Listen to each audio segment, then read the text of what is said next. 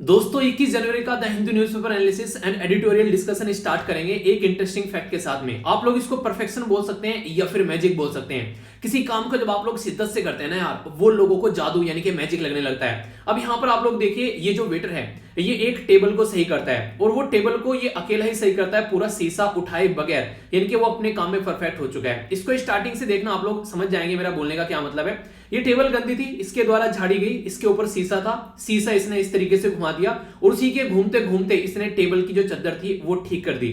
इसके बाद में ये यहां पर इसके ऊपर प्लेट रखने आएगा। अब देखना, यहां पर ये प्लेट रख दी और ये प्लेट भी इसको बेसिकली सारी चेयर के सामने बेसिकली प्लेट यहां पर फैलानी थी। तो ये किस तरीके से करेगा ये देखिए। अब ये हर एक टेबल के सामने प्लेट भी आ गई, तो इसको कहते हैं परफेक्शन। और जब ये परफेक्शन इस हद तक पहुंच जाता है, इंसान की हाथ देखने लगे उसको और इंसान आश्चर्यचकित हो जाए, तो वो परफेक्शन को लोग फिर जादू यानी कि मैजिक बोलने लगते हैं। तो अगर जिंदगी में आप लोग अपने काम को शिद्दत से चाहोगे और उसमें डूब जाओगे, तो वही आप लोगों को जादू अपने काम में भी नजर आएगा। और आप लोगों को आए या ना आए, जिस तरीके से आप लोगों को काम करोगे, लोगों को उसमें जरूर जादू नजर आएगा। तो आप लोगों को ये बात इसीलिए बताई मैंने, अगर आज से ही आप लोग जैसे कि बेसिकली अगर आप एमसीक्यू प्रैक्टिस करना स्टार्ट कर देंगे, आंसर राइटिंग करना स्टार्ट कर देंगे, अगर प्रॉपर वे में अपने शेड्यूल को फॉलो करना स्टार्ट कर देंगे, तो जिंदगी में कभी भी आप लोगों को दिक्कत देखने को नहीं मिलेगी। इवन आप लोग किसी भी कंडीशन में क्यों ना हो, आप लोगों के माइंड पे कितना भी प्रेशर क्यों ना हो, पर आप लोग अपने काम को सही तरीके से करते रहेंगे। ये होती है प्रैक्टिस। इसलिए लोग हमेशा बोलते हैं कि प्रैक्टिस जो है वो आप लोगों को परफेक्ट बनाएगी। तो रियलिटी में अगर आप लोग परफेक्ट बनना चाहते हैं तो डेली प्रैक्टिस करिए। और इस प्रैक्टिस में एक प्रैक्टिस ये है जो मैं आप लोगों को डेली बोलता हूं, अपना शेड्यूल डिसाइड कीजिए कि क्या आज आप लोग अचीव करना चाहते हैं और शाम तक अपने आप को फॉलो कीजिए। और देखिए, जो आप लोगों ने मॉर्निंग में डिसाइड किया था या फिर सोने से पहले आप लोगों ने डिसाइड किया था, क्या आप लोगों ने वो अचीव किया है, तो आप लोग उसको देखिए। और यही पैटर्न अगर आप लोग डेली फॉलो करते हैं, तो आप लोग की लाइफ में खुद अपने आप लोग को इंप्रूवमेंट नजर आएगा। और ये इंप्रूवमेंट ऐसा होगा कि लोग आसपास वाले आप लोगों को देखकर आश्चर्यचकित रहेंगे कि यार ये इंसान इतने सही तरीके से अपने टाइम को यूटिलाइज कैसे कर लेता है। तो अगर रियलिटी में आप लोग गोल को अचीव करना चाहते हैं, तो एक छोटी सी आदत अपनी लाइफ में जरूर लेकर आइए। और आप लोग इसको एंजॉय भी कर सकते हैं। डेली द हिंदू की वीडियो के नीचे आप लोग लाकर इसको कमेंट कर सकते हैं कि क्या क्या आज आप लोगों ने अपना टारगेट रखा है। और शाम को जब नैनो मैगजीन आती है, उसके नीचे बता सकते हैं कितना आप लोगों ने अचीव कर लिया है। काफी शानदार आज का ये डिस्कशन रहेगा यार। 2 पार्ट में डिवाइड रहेगा। पहले एडिटोरियल देखेंगे और इसके बाद में न्यूज एनालिसिस देखेंगे। बहुत ही डिटेल में दोनों चीज कवर करूंगा। इतने डिटेल में कवर करूंगा कि किसी एग्जाम का स्टार्टिंग का पोर्शन लेकर एंड तक आप लोगों को फायदा पहुंचाएगा। इस तरीके से सारी चीजें कवर करेंगे। यहाँ पर आप लोगों को 2 आंसर राइटिंग के क्वेश्चन देखने को मिलेंगे। इसी के साथ में कई सारे आप लोगों को प्रीलिम्स से पूछे जाने वाले ऑब्जेक्टिव क्वेश्चन देखने को मिलेंगे। 5 वोकैबुलरी आप लोगों को देखने को मिलेगी। जहां जहां जरूरी होगा वहां मैं आप लोगों को मैप भी दिखाऊंगा और वीडियो के बीच बीच में आप लोगों से क्वेश्चन पूछूंगा, यानी कि आप लोगों का रिवीजन भी कराऊंगा। तो अगर आप लोग प्रॉपर वे में वीडियो सुनेंगे, तो वीडियो के एंड तक आप लोगों को ये लगेगा पता नहीं यार, एक तरीके से गागर, एक तरीके से सागर में डुबकी लगाकर आए, वो वाली फीलिंग आप लोगों को आएगी। तो अच्छे से सुनिएगा और वीडियो के एंड में जो कल के क्वेश्चन मैंने पूछे थे उनके आंसर मिलेंगे और देखेंगे कल का जो है एसएलवी कमांडो कौन है जिनके द्वारा अच्छे आंसर दिए गए। मैं डेली एक पर्सन का नाम इंक्लूड करता हूं जो काफी अच्छे से आंसर देता है। तो आप लोग भी एसएलवी कमांडो बन सकते हैं। प्रॉपर वे में आप लोगों को आंसर देना है, डिटेल में जो भी आप बातें आप लोगों से पूछता हूं। कोशिश किया करो, एक बार चीजों को लिख कर देख लोगे तो लंबे समय तक आप लोग याद भी रख पाओगे। बहुत ही प्यारे आर्टिकल है यार, मजा आ जाएगा आप लोगों को सुन के। इस तरीके से आप लोगों को आर्टिकल में डिस्कस करने वाला हूं। अगर आप लोग यूपीएससी की तैयारी कर रहे हैं तो ये आर्टिकल आप लोगों को बहुत शानदार लगेगा, जिसमें एक कैडर पॉलिसी के बारे में बात की जा रही है आईएएस की। अभी रिसेंटली यहां पर सेंट्रल गवर्नमेंट के द्वारा कुछ चेंज करने के लिए रिकमेंडेशन दी गई है, तो उसके बारे में आर्टिकल है। मजा आएगा आप लोगों को सुन के, डिटेल में डिस्कस करूंगा। ठीक है, रो के बारे में आप लोगों ने सुना होगा, नॉर्मली कई बार आप लोगों ने मूवीज देखी होगी। ठीक है, तो उसके बारे में यहां पर बात करेंगे। आप लोगों ने देखा होगा एकता टाइगर वगैरह, ये सारी चीजें आप लोगों ने देखी होगी। तो सारी बातें आप लोगों से करूंगा। और जो आईएएस की कैडर पॉलिसी वाला आर्टिकल है वो काफी इंपॉर्टेंट आर्टिकल है, सेंट्रल और स्टेट के रिलेशन के पॉइंट ऑफ व्यू से जीएस पेपर 2 में काफी इंपॉर्टेंट है। और ये रो वाला आर्टिकल जो है यहाँ पर, ये आप लोगों को फायदा पहुंचाएगा बेसिकली सिक्योरिटी के पॉइंट ऑफ व्यू से। तो इस आर्टिकल को भी काफी डिटेल में मैं डिस्कस करने वाला हूं। इसी के साथ में यहां पर ये जो आर्टिकल है, स्टेट के द्वारा कंपनसेशन देने में आनाकानी की जा रही है जिनमें कोविड-19 की डेथ हुई है, उसके चलते यहां पर ये आर्टिकल लिखा गया है। तो आर्टिकल काफी डिटेल में डिस्कस करेंगे। यहां पर भी आप लोग कई सारी बातें जानने को मिलेगी और यहां पर क्या क्या मुद्दा है किस किस राज्य के अंदर में, थोड़ा सा डिटेल में मैं आप लोगों से बात करूंगा। यमन वॉर के बारे में आर्टिकल यहां पर है, इसका एक ओवरव्यू लेंगे जो कि आप लोगों को काफी कुछ जानने को मिलेगा कि इंटरनेशनल लेवल पर क्या चल रहा है। तो यमन की पूरी वॉर को आप लोगों को एक ओवरव्यू यहां पर मैं देता हुआ चलूंगा। ठीक है, यहाँ पर ये जो आर्टिकल है बेसिकली अभी रिसेंटली इन्फ्लेशन के बारे में बात की जा रही है और कैसे कैसे हमारे देश में महंगाई बढ़ रही है। तो सेम फंडा आप लोगों को देखने को मिलेगा यहाँ पर ये वाला आर्टिकल। तो दोनों को कंबाइन कर एक ओवरव्यू मैं आप लोगों को दे दूंगा। वैसे अभी बजट के बारे में बात की जा रही है और हमारी कंट्री में जो बजट है वो आप लोगों को पता है 1 फरवरी को प्रस्तुत किया जाना है। तो उसी के चलते कुछ सजेशन भी दिए गए कि क्या क्या हम लोग कर सकते हैं, पर लेकिन ये सजेशन जो है वो आप लोगों को देखने को मिलेंगे आगे जैसे ही हमारी कंट्री में बजट आएगा। तो सारी चीजें जो है वो एक अलग पैटर्न में आप लोगों को नजर आएगी। यानी कि जो भी डेटा होता है ना वो हमेशा आप लोग वो देखा करो जो बजट और इकोनॉमिक सर्वे में आता है, गवर्नमेंट ऑफ इंडिया के द्वारा प्रस्तुत किया जाता है, ठीक है। तो वो इंपॉर्टेंट होता है। और ये वाला आर्टिकल जो है ये फ्रीडम ऑफ प्रेस से रिलेटेड यहाँ पर एक आर्टिकल है, तो इसके बारे में भी नजर डालेंगे, डिस्कस करेंगे इस आर्टिकल को भी।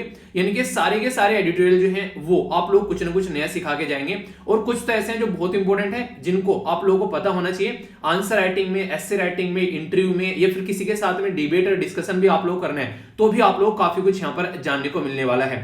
जब यहाँ पर ये चीजें कंप्लीट हो जाएगी एडिटोरियल का डिस्कशन, इसके बाद में फिर मैं आप लोगों को बेसिकली लेकर चलूंगा न्यूज एनालिसिस की ओर।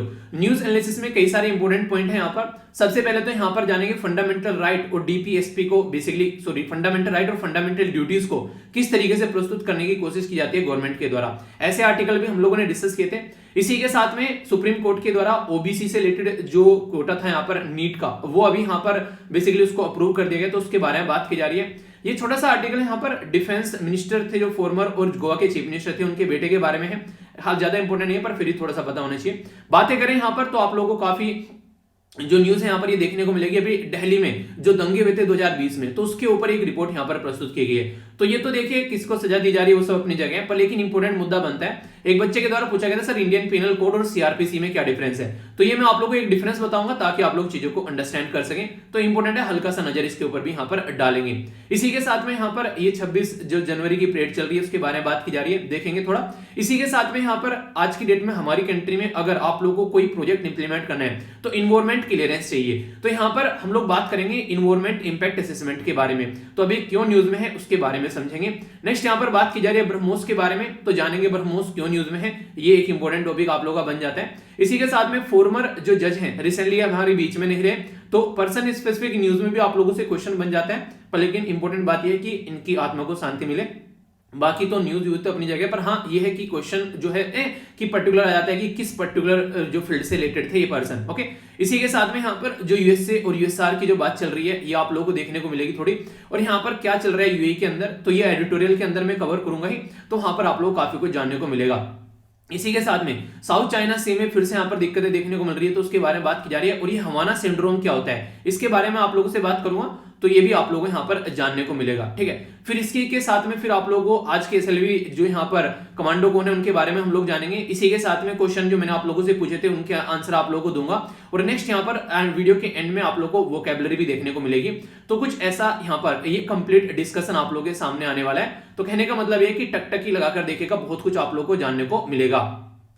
और हाँ आप लोग अगर एक अच्छा एस्से और इसी के साथ में आप लोग एक अच्छा आंसर लिखना चाहते हैं तो आप लोगों को यहाँ पर कोटेशन जो है कुछ कोटेशंस कुछ इंपॉर्टेंट पर्सनैलिटी का आप लोगों को याद होनी चाहिए। और अब की बार निबंध का पेपर आप लोगों ने देखा होगा, उसमें डायरेक्ट कोटेशन पूछी गई थी, डायरेक्ट आप लोगों से पोएम की लाइंस पूछी गई थी। तो ये सारी फेमस जो भी कई बार आप लोगों ने फेमस चीजें देखी होंगी, तो इनके बारे में हल्का सा आइडिया आप लोगों को होना चाहिए। बात की जा रही है यहाँ पर इसी तरीके कोटेशन के बारे में, empower A women empower a community. तो यहाँ पर कोफी अन्नान जी के द्वारा ये बात बोली गई थी, अगर एक महिला को आप लोग सशक्त बनाते हैं तो एक समुदाय को आप लोग सशक्त बनाते हैं। तो ये उसके साथ में कंफ्यूज मत करना, जो लास्ट वीडियो के अंदर मैंने आप लोगों से डिस्कस की थी वो डिफरेंट कोटेशन थी और ये वाले डिफरेंट कोटेशन है। सारी कोटेशन जो है मैं आप लोगों को एसएलवी पीडिया जो टेलीग्राम चैनल है वहां पर प्रोवाइड करा रहा हूं, तो कहीं में भी आप लोगों को कोई कंफ्यूजन नहीं होना चाहिए। तो यहाँ पर अगर वुमेन इंपावरमेंट के बारे में या फिर सोसाइटी में जो महिलाओं की पोजीशन है उनको किस तरीके से आगे लेकर चलना है और आज के दिन में क्या अध्ययन कंडीशन है, कुछ उसके बारे में लिखने के लिए आता है क्वेश्चन या फिर ऐसे, तो ये कोटेशन आप लोग यहाँ पर यूज कर सकते हैं जो कि काफी ज्यादा फायदा आप लोगों को पहुंचाएगी।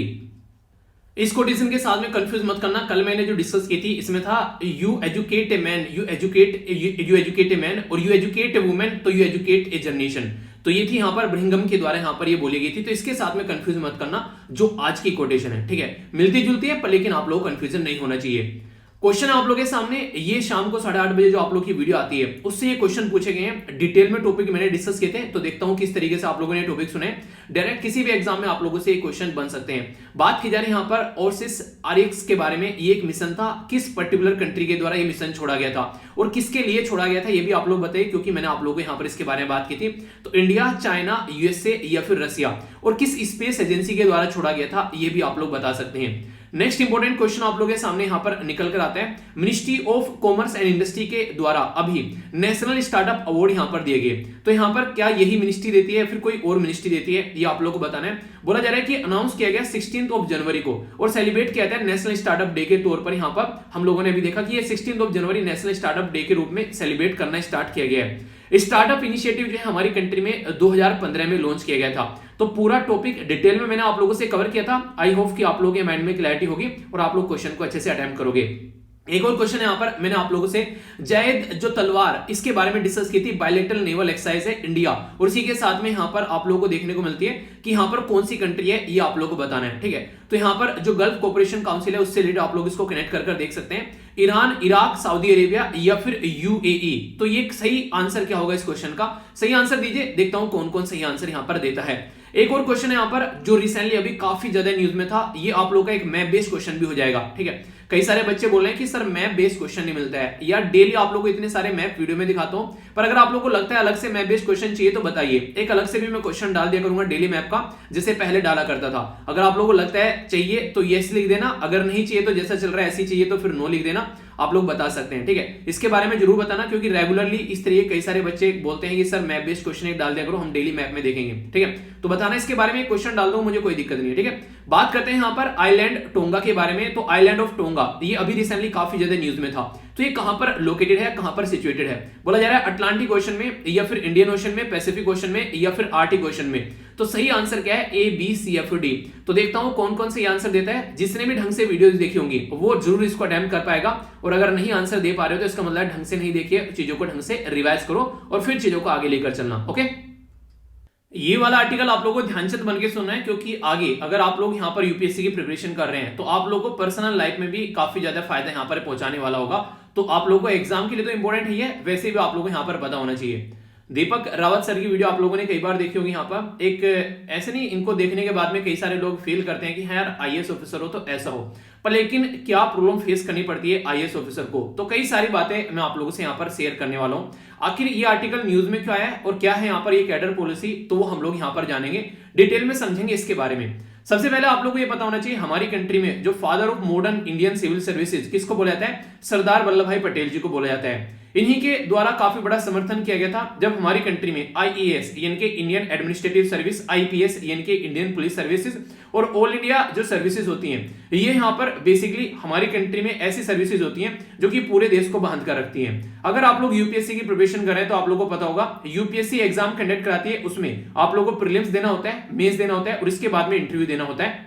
तो ये जो पूरा प्रोसीजर फॉलो किया जाता है, इस पूरे प्रोसीजर में फिर सिलेक्शन होने के बाद में फिर आप लोग की ट्रेनिंग होती है देहरादून के अंदर, मसूरी के अंदर, ठीक है। तो फिर आप लोग यहाँ पर जब ट्रेनिंग आप लोगों की कंप्लीट हो जाती है तो यहाँ पर आप लोगों को कैडर दिए जाते हैं कि किस किस राज्य में आप लोग जाकर जॉब करोगे अपने। पर लेकिन आप लोग ये समझिए आज की डेट में हमारी कंट्री में डिफेंस मिनिस्ट्री है, फाइनेंस मिनिस्ट्री है या फिर अलग अलग जितनी दुनिया भर की मिनिस्ट्री है हमारे देश में, होम मिनिस्ट्री होगी, इनमें सारी जगह कोई ना कोई आप लोगों को सेक्रेटरी, कोई कैबिनेट सेक्रेटरी देखने को मिलेगा। वो कहां से आते हैं? जब सारे राज्य के अंदर जब जो है सारे ऑफिसर जो है वो राज्य के अंदर चले जाते हैं कि हाँ आज की डेट में इसको ये यूपी कैडर मिल गया, किसी को तमिलनाडु, किसी को गुजरात कैडर मिल गया, किसी को आसाम कैडर मिल गया। तो फिर सेंट्रल गवर्नमेंट के पास में ऑफिसर कहां से आते हैं? जब यहाँ पर इनके द्वारा ऑफिसर अपॉइंटमेंट किए जाते हैं कि यहाँ पर ये जो है हमारी कंट्री में कैबिनेट सेक्रेटरी बन गए, ठीक है, ये हमारी कंट्री के पर्टिकुलर इस पोस्ट पर यहाँ पर अपॉइंट कर दिया, वो तो सारे स्टेट में चले जाते हैं। तो फिर यहाँ पे कैसे ऑफिसर्स आते हैं? तो यहाँ पर जो ऑफिसर्स आप लोगों को देखने को मिलेंगे नॉर्मली ये डेपुटेशन से आते हुए नजर आते हैं, ठीक है। तो डेपुटेशन से ऑफिसर आते हैं और वो यहाँ पर अपनी जो सर्विस है वो सेंट्रल गवर्नमेंट को देते हैं स्टेट गवर्नमेंट से निकलकर। पूरा प्रोसीजर मैं आप लोगों को समझाऊंगा। पहले यहाँ पर आप लोगों को मैंने बता दिया कि बेसिकली सेंट्रल गवर्नमेंट जो होती है वो पूरा प्रोसीजर फॉलो करती है रिक्रूटमेंट का, और स्टेट गवर्नमेंट को फिर वो ऑफिसर्स मिल जाते हैं ताकि हमारी कंट्री में एक संघवाद का ढांचा प्रॉपर वे में चलता रहे, एक फेडरल सिस्टम वो आगे बढ़ता रहे। अगर इंटरेस्टिंग बात मैं आप लोगों को यहाँ पर बताऊं तो अगर आज की डेट में आप लोग देखोगे हमारी कंट्री इतनी डाइवर्स कंट्री है कि एक कनेक्टिंग लिंक की जरूरत है, तो ये माना जाता है कि जो इंडियन एडमिनिस्ट्रेटिव सर्विस है वो एक कनेक्टिंग लिंक का काम करती है, यहाँ पर पॉलिसी बनाने का काम करती है। सारे जो भी टॉप पॉलिसी फॉर्मेशन होती है, पॉलिटिशियन नहीं बनाते हैं, आप लोगों को लगता है कि पॉलिटिशियन उसने ये पॉलिसी बना दी, वो पॉलिसी बना दी, वो बस फेस होता है उनका। बाकी सारी पॉलिसी जो होती है वो नीचे बैठकर ये करते हैं, जो भी आईएएस जो एडमिनिस्ट्रेटिव ऑफिसर्स होते हैं इनका पूरा काम होता है। तो पूरे फ्रेमवर्क को, इतनी वास्ट कंट्री, डाइवर्स कंट्री को जो जोड़े रखने का काम करते हैं वो यही ऑफिसर्स करते हैं। यहाँ पर इंपॉर्टेंट बात यहाँ पर यह है कि जब यहाँ पर कॉन्स्टिट्यूएंट असेंबली के अंदर सरदार वल्लभ भाई पटेल जी बोल रहे थे तो उनके द्वारा काफी इंपॉर्टेंट बात यहाँ पर बोली गई थी, इसलिए ये मैंने हिंदी में भी लिख दी, क्योंकि आप लोगों ने देखा होगा एग्जाम में कई बार क्वेश्चन बना के पूछ लिए जाते हैं कि इसके ऊपर कमेंट कीजिए। इनके द्वारा यहाँ पर क्या बोला गया था, इनके द्वारा ये बोला गया था the union will go, you will not have a United India if you have not a good all India जो सर्विसेज, यानी कि अगर आप लोगों के पास में ऑल इंडिया सर्विसेज, अच्छी ऑल इंडिया सर्विसेज नहीं होती तो आज की डेट में हमारा कंट्री जो है वो इस तरीके से यूनाइट नहीं होता। जो अखंड भारत हम लोगों ने बनाया है यहाँ पर वो हमारा भारत नहीं होता, ठीक है। तो इसलिए यहाँ पर जरूरी है कि एक तरीके से हमारे पास में, तो इसके चलते हमारे पास में एक जो हम लोग स्वतंत्र, जो हम लोग एक देश को जी रहे हैं, तो एक स्वतंत्र हमारा देश जो आगे बढ़ रहा है, जिस तरीके से एक यूनाइटेड देश हमारा आगे बढ़ रहा है, उसमें ये जरूरी है कि अपनी बात रखने वाला, अपने मन की बात कहने वाला एक इंडियन सिविल सर्वेंट वहां पर होना चाहिए, ना कि उसको कोई प्रेशर करे, एक इंडिपेंडेंट इंसान होना चाहिए, और उसी की वजह से सारी बातें पॉसिबल हो पा रही हैं। यानी कि आज की डेट में अगर एक आईएएस ऑफिसर जो है वो अपनी ढंग से बातें रख पाता है, सारी चीजें ढंग से अपना काम कर पाता है, तो ही हम लोग एक सही डायरेक्शन में चल पाएंगे, ये बोला गया। ऑल इंडिया सर्विसेज जो होती है, अगर उसके बारे में यहां पर बात की जाए, यहां पर जब भी आप लोग यहां पर जाते हैं तो सेंट्रल के डेपुटेशन पे यहां पर आप लोगों को देखने को मिलता है, जिसके चलते होता क्या है, सेंट्रल स्टेट गवर्नमेंट जो है वो आपस में कंसल्ट करते हैं, और जो ऑफिसर जाता है उससे भी पूछा जाता है। आप लोग ये समझिए, जैसे दीपक रावत साहब जो हैं आज की डेट में ये आप लोगों को देखने को मिलेंगे उत्तराखंड में, अगर कल को चलकर इनको सेंटर पे डेपुटेशन पे भेजा जाता है तो यहाँ पर क्या करेगी, एक लिस्ट तैयार करेगी स्टेट गवर्नमेंट, और स्टेट गवर्नमेंट जो लिस्ट तैयार करेगी उसमें इनकी सहमति भी होना जरूरी है कि हाँ मुझे सेंटर पे डेपुटेशन पे जाना है काम करने के लिए। तो यहाँ पर जब स्टेट गवर्नमेंट की सहमति होगी और जिस पर्टिकुलर ऑफिसर्स को जाना है उसकी सहमति होगी, तो वो लिस्ट जो है फिर यहाँ पर सेंट्रल गवर्नमेंट के पास में भेजी जाएगी कि भाई साहब इनमें से चूज कर लो कौन आप लोगों को यहाँ पर चाहिए। तो उस लिस्ट में से फिर सेंट्रल गवर्नमेंट चूज करती है जितना भी उसको रिक्वायरमेंट होती है, और फिर वहां पर वो आगे चीजें बढ़ जाती हैं। यानी कि यहाँ पर अगर स्टेट गवर्नमेंट यहाँ पर मनाई करने लगे पर्टिकुलर पर्सन को, तो फोर्स ही नहीं किया जा सकता है यहाँ पर, एक पर्टिकुलर सिस्टम को अगर ध्यान में रखते हुए चला जाए तो ये पूरा पैटर्न आप लोगों को यहाँ पर इस तरीके से कुछ देखने को मिलेगा। और ये साफ साफ बोला भी गया है, अगर एक हेल्दी इन्वायरमेंट, एक अच्छा माहौल आप लोग देश के अंदर बनाना चाहते हैं तो यहाँ पर कोई भी ऑफिसर जो है उसकी विल के अगेंस्ट जाकर, यानी कि अगर वो नहीं चाहता है कि उसको सेंटर में डेपुटेशन पर जाना है तो उसको फोर्स नहीं किया जाएगा। कोई भी ऐसा नहीं है आनन फानन में कोई डिसीजन ले लेंगे कि हाँ भाई इस इंसान को भेजना ही भेजना है, और स्टेट जो है वो एक लिस्ट तैयार करेगा, वो उससे पूछेगा कि तुम जाना चाहते हो या फिर नहीं, ऐसे अपनी मनमर्जी से यहाँ पर ये काम नहीं करेगा। यानी कहने का मतलब यहाँ पर यह कि वही ऑफिसर जो है यहाँ पर डेपुटेशन पे भेजे जाएंगे जिसमें सेंटर और जिसमें स्टेट और ऑफिसर जो है वो दोनों यहाँ पर एक तरीके सेटिस्फाई है, ठीक है। तो स्टेट करेगा फिर रिवील कि हाँ जो सेटिस्फाई है भाई साहब तुमको जाना है तो तुम जा सकते हो, पर लेकिन ये चीजें यहीं पर ही नहीं रुकती है, यहाँ से फिर माहौल स्टार्ट होता है। आप लोगों को पता है कि जितनी चीजें दिखाई देती है अच्छी उतनी चीजें होती नहीं है, अंडरग्राउंड एक अलग ही पैटर्न चल रहा होता है। इसीलिए आप लोगों ने देखा होगा बहुत सारे ऐसे लोग हैं आज के डेट में इंडियन सिविल सर्विसेज जो है वो छोड़ते हुए नजर आते हैं, उनको जो लगता है प्रॉपर वे में जहां पर अपनी जिंदगी को और ज्यादा प्रोडक्टिवली वो यूटिलाइज कर पाते हैं वहां पर वो काम करते हुए आप लोगों को देखने को मिलेंगे। रीजन इसका यही है, अनफॉर्चुनेट कंडीशन यहां पर क्या है, यानी कि यहां पर एक दुर्भाग्य वाली बात यह है कि सेंटर और स्टेट के बीच में जो यहां पर पॉलिटिकल मुद्दे आते हैं तो वो सारी गरिमा लांग जाते हैं। यानी कि जब उनको इलेक्शन की और जब उनको पावर की बात आती है तो आपस में इस तरीके से लड़ते हैं जैसे कुत्ता बिल्ली लड़ रहे हैं, जबकि हमारे संविधान में जब संघवाद के ढांचे के बारे में बात करते हैं तो चाहते हैं कि एक प्रॉपर वे में चीजें चलती रहे, पर ऐसा देखने को नहीं मिलता है। ऐसा क्यों बोल रहा हूं मैं यहाँ पर, अभी आप लोग समझेंगे। सेंट्रल गवर्नमेंट के द्वारा अभी 4 अमेंडमेंट लाने की बात की गई है, जो कि रूल 6(1) यहां पर आईएएस कैडर रूल 1954 के अंदर इसमें चेंज किया जाएगा। और ये पूरा क्या रहता है, ये डेपुटेशन की बात की जाती है, यानी कि जब यहां पर डेपुटेशन किया जाता है तो यहां पर ये बोला गया, अभी सेंट्रल के द्वारा राज्य से पूछा गया कि आगे से अगर किसी को डेपुटेशन में दिया जाएगा तो उसमें सेंट्रल गवर्नमेंट के हाथ में पावर दे दी गई है डिसीजन लेने की कई सारे मुद्दों को लेकर, यानी कि सेंट्रल गवर्नमेंट जो है वो अब मनमानी कर पाएगी डेपुटेशन को लेकर। तो इसके ऊपर राज्य से सलाह मांगी गई कि जो रूल हम लोग अमेंडमेंट करने जा रहे हैं, 4 जो अमेंडमेंट हम लोग इन रूल में ला रहे हैं, इनसे आप लोग कितना सहमत हैं। तो 25 जनवरी से पहले स्टेट गवर्नमेंट को अपना रिप्लाई देना है। तो कई सारी स्टेट गवर्नमेंट जो है वो यहाँ पर सदमे में आ गई है इस रूल को लेकर, और वो यहाँ पर इसको लेकर चिंता जता रही है अपनी। अभी यहाँ पर एक मुद्दा इंपॉर्टेंट ये है कि इसके बारे में क्वेश्चन भी डायरेक्ट आप लोगों से एग्जाम में बन सकता है। बोला यह जा रहा है कि आज की डेट में रूल क्या है कि अगर कोई भी स्टेट कैडर का ऑफिसर अगर यहाँ पर सेंट्रल डेपुटेशन पे जाएगा तो कहां पर काम करेगा, ठीक है। तो यहां पर देखने को मिलेगा डेप्यूटेड सेंट्रल गवर्नमेंट पे जाएगा, या फिर किसी दूसरे स्टेट में भी उसको भेज सकते हैं, या फिर पीएसयू जो हमारी कंट्री में पब्लिक सेक्टर अंडरटेकिंग है उनके अंदर भी उसको भेज सकते हैं। तो यहां पर ये रूल बोलता है, जो रूल 6 और यहां पर रूल 6 का पार्ट 1 आप लोगों को देखने को मिलेगा, ये सारा काम करता है। तो यहां पर मुद्दा क्या हो गया, मुद्दा यहां पर ये हो गया एक इंटरेस्टिंग फैक्ट जो आप लोगों को यहां पर कंफ्यूजन में भी डाल सकता है कि अगर डिसएग्रीमेंट हो जाता है इन मुद्दों के ऊपर, यानी कि अगर यहां पर सेंट्रल स्टेट के बीच में डिसएग्रीमेंट हो जाता है तो यहां पर सेंट्रल गवर्नमेंट को पावर दी गई है कि मैटर जो है उसके हिसाब से चलेगा। ये बिल्कुल ऐसे ही है जैसे संविधान के अंदर जब आप लोग जाकर झांकते हैं तो आप लोगों को यहां पर 7वां शेड्यूल दिखाई देता है। इस 7वें शेड्यूल में आप लोगों को 3 लिस्ट दिखाई देंगी, एक तो होती है केंद्र की लिस्ट यानी कि सेंटर की सूची, दूसरी होती है स्टेट की लिस्ट यानी कि राज्य की सूची, और तीसरी है कॉन्करेंट यानी कि समवर्ती सूची जिसमें दोनों मिलकर काम कर सकते हैं। पर लेकिन जो ये समवर्ती सूची है जिसमें दोनों मिलकर काम कर सकते हैं उसमें इंटरेस्टिंग फैक्ट है कि अगर सेंट्रल स्टेट के बीच में लड़ाई हो गई तो सेंट्रल गवर्नमेंट की पावर जो है वो प्रिवेल की जाएगी, यानी कि सेंट्रल गवर्नमेंट जो है जो बोलेगी वो माना जाएगा। तो ये मुद्दा यहां पर देखने को मिलता है, और यही मुद्दा यहां पर कैडर रूल पॉलिसी के अंदर भी देखने को मिलता है। बात यहां पर ये निकल कर आती है आज की डेट में जब यहां पर ऐसी मनमानी चलने लगती है तो कई सारी इश्यूज यहां पर निकल कर आते हैं। जो अगर बात करें जुलाई 2001 में सेंट्रल गवर्नमेंट के द्वारा क्या किया गया, तमिलनाडु कैडर के एक आईपीएस ऑफिसर थे, उनको डेपुटेशन पे बुलाने की बात की गई, ठीक है। तो सेंट्रल ने अपने आप डिसीजन यहां पर ले लिया, तो इसकी वजह से सेंट्रल गवर्नमेंट और तमिलनाडु के बीच में रस्साकसी देखने को मिली। सेम कंडीशन अभी आप लोगों ने देखा होगा वेस्ट बंगाल के अंदर बहुत बड़ी हाहाकार मची थी इसी मुद्दे को लेकर, ठीक है। हमने कई सारे एडिटोरियल भी डिस्कस किए थे उस टाइम पर उसके ऊपर। तो यहां पर सेंट्रल गवर्नमेंट के द्वारा सेम काम किया गया था, 3 आईपीएस ऑफिसर को यहां पर डेपुटेशन पे बुलाने की बात की गई, जिसके चलते मुद्दा काफी ज्यादा बढ़ गया था। इसी के साथ में अभी रिसेंटली यहां तो हद ही हो गई थी जब यहां पर सेंट्रल गवर्नमेंट के द्वारा चीफ सेक्रेटरी जो वेस्ट बंगाल के होते हैं, ठीक है, जो कि एक हाईएस्ट पोस्ट आप लोग यहां पर देखते हैं, उनको बेसिकली बुलाया गया। वो भी कब, जब उनकी सर्विस का लास्ट डे था, वो खत्म होने वाला था, उसको डेपुटेशन पे बुलाया गया। उन्होंने डेपुटेशन पे जाने से मना कर दिया। तो ये मुद्दा आप लोग को देखने को मिलेगा कि कल पर्सन रिटायर होने वाला है, कल या परसों, और उस इंसान को डेपुटेशन पे बुलाया जा रहा है। तो इसका मतलब क्या हो गया, उसको पनिश करने की कोशिश की जाती है। तो ये मुद्दा देखने को मिलेगा। तो इसी के चलते जो सेंट्रल गवर्नमेंट और स्टेट गवर्नमेंट है वो कुत्ते बिल्ली की तरह फिर लड़ते हुए नजर आते हैं, जिसकी वजह से यहां पर ये दिक्कतें देखने को मिलती है।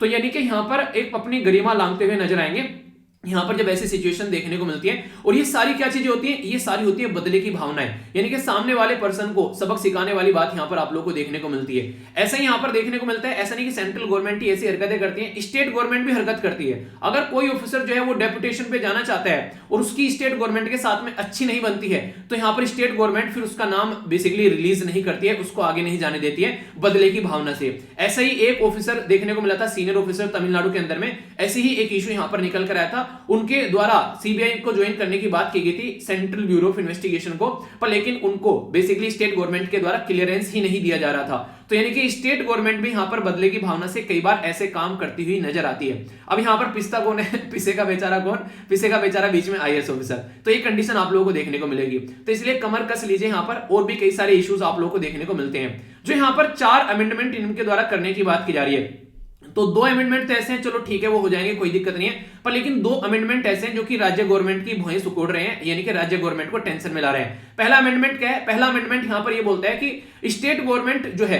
वो यहां पर fixed number of IAS officer जो है वो सेंट्रल गवर्नमेंट को डेपुटेशन पे भेजेगी हर साल, यानी कि डिसाइड कर लिया इतने आने हैं तो इतने आने हैं, तो यानी कि एक तरीके से फिक्स कर दिया। अब आप लोगों को पता है कि बहुत सारे आईएएस ऑफिसर की कमी है आज के डेट में, और यहां पर इस तरीके से अगर भेजा जाएगा तो कैसे काम चलेगा, पहला मुद्दा तो यहां पर ही निकल के आता है। तो जो अमेंडमेंट किया जा रहा है यहां पर ये प्रपोज अमेंडमेंट जो है, जो स्टेट गवर्नमेंट जो है वो यहां पर इसको लेकर खुश नहीं है, ठीक है। तो कई सारे इश्यूज आप लोग यहां पर देखने को मिलेंगे कि यहां पर सेंटर को फिक्स इसमें भेजना है यहां पर, और वो भी चाहिए नहीं, चाहिए तो चाहिए, तो ये आप लोगों को देखने को मिलेगा।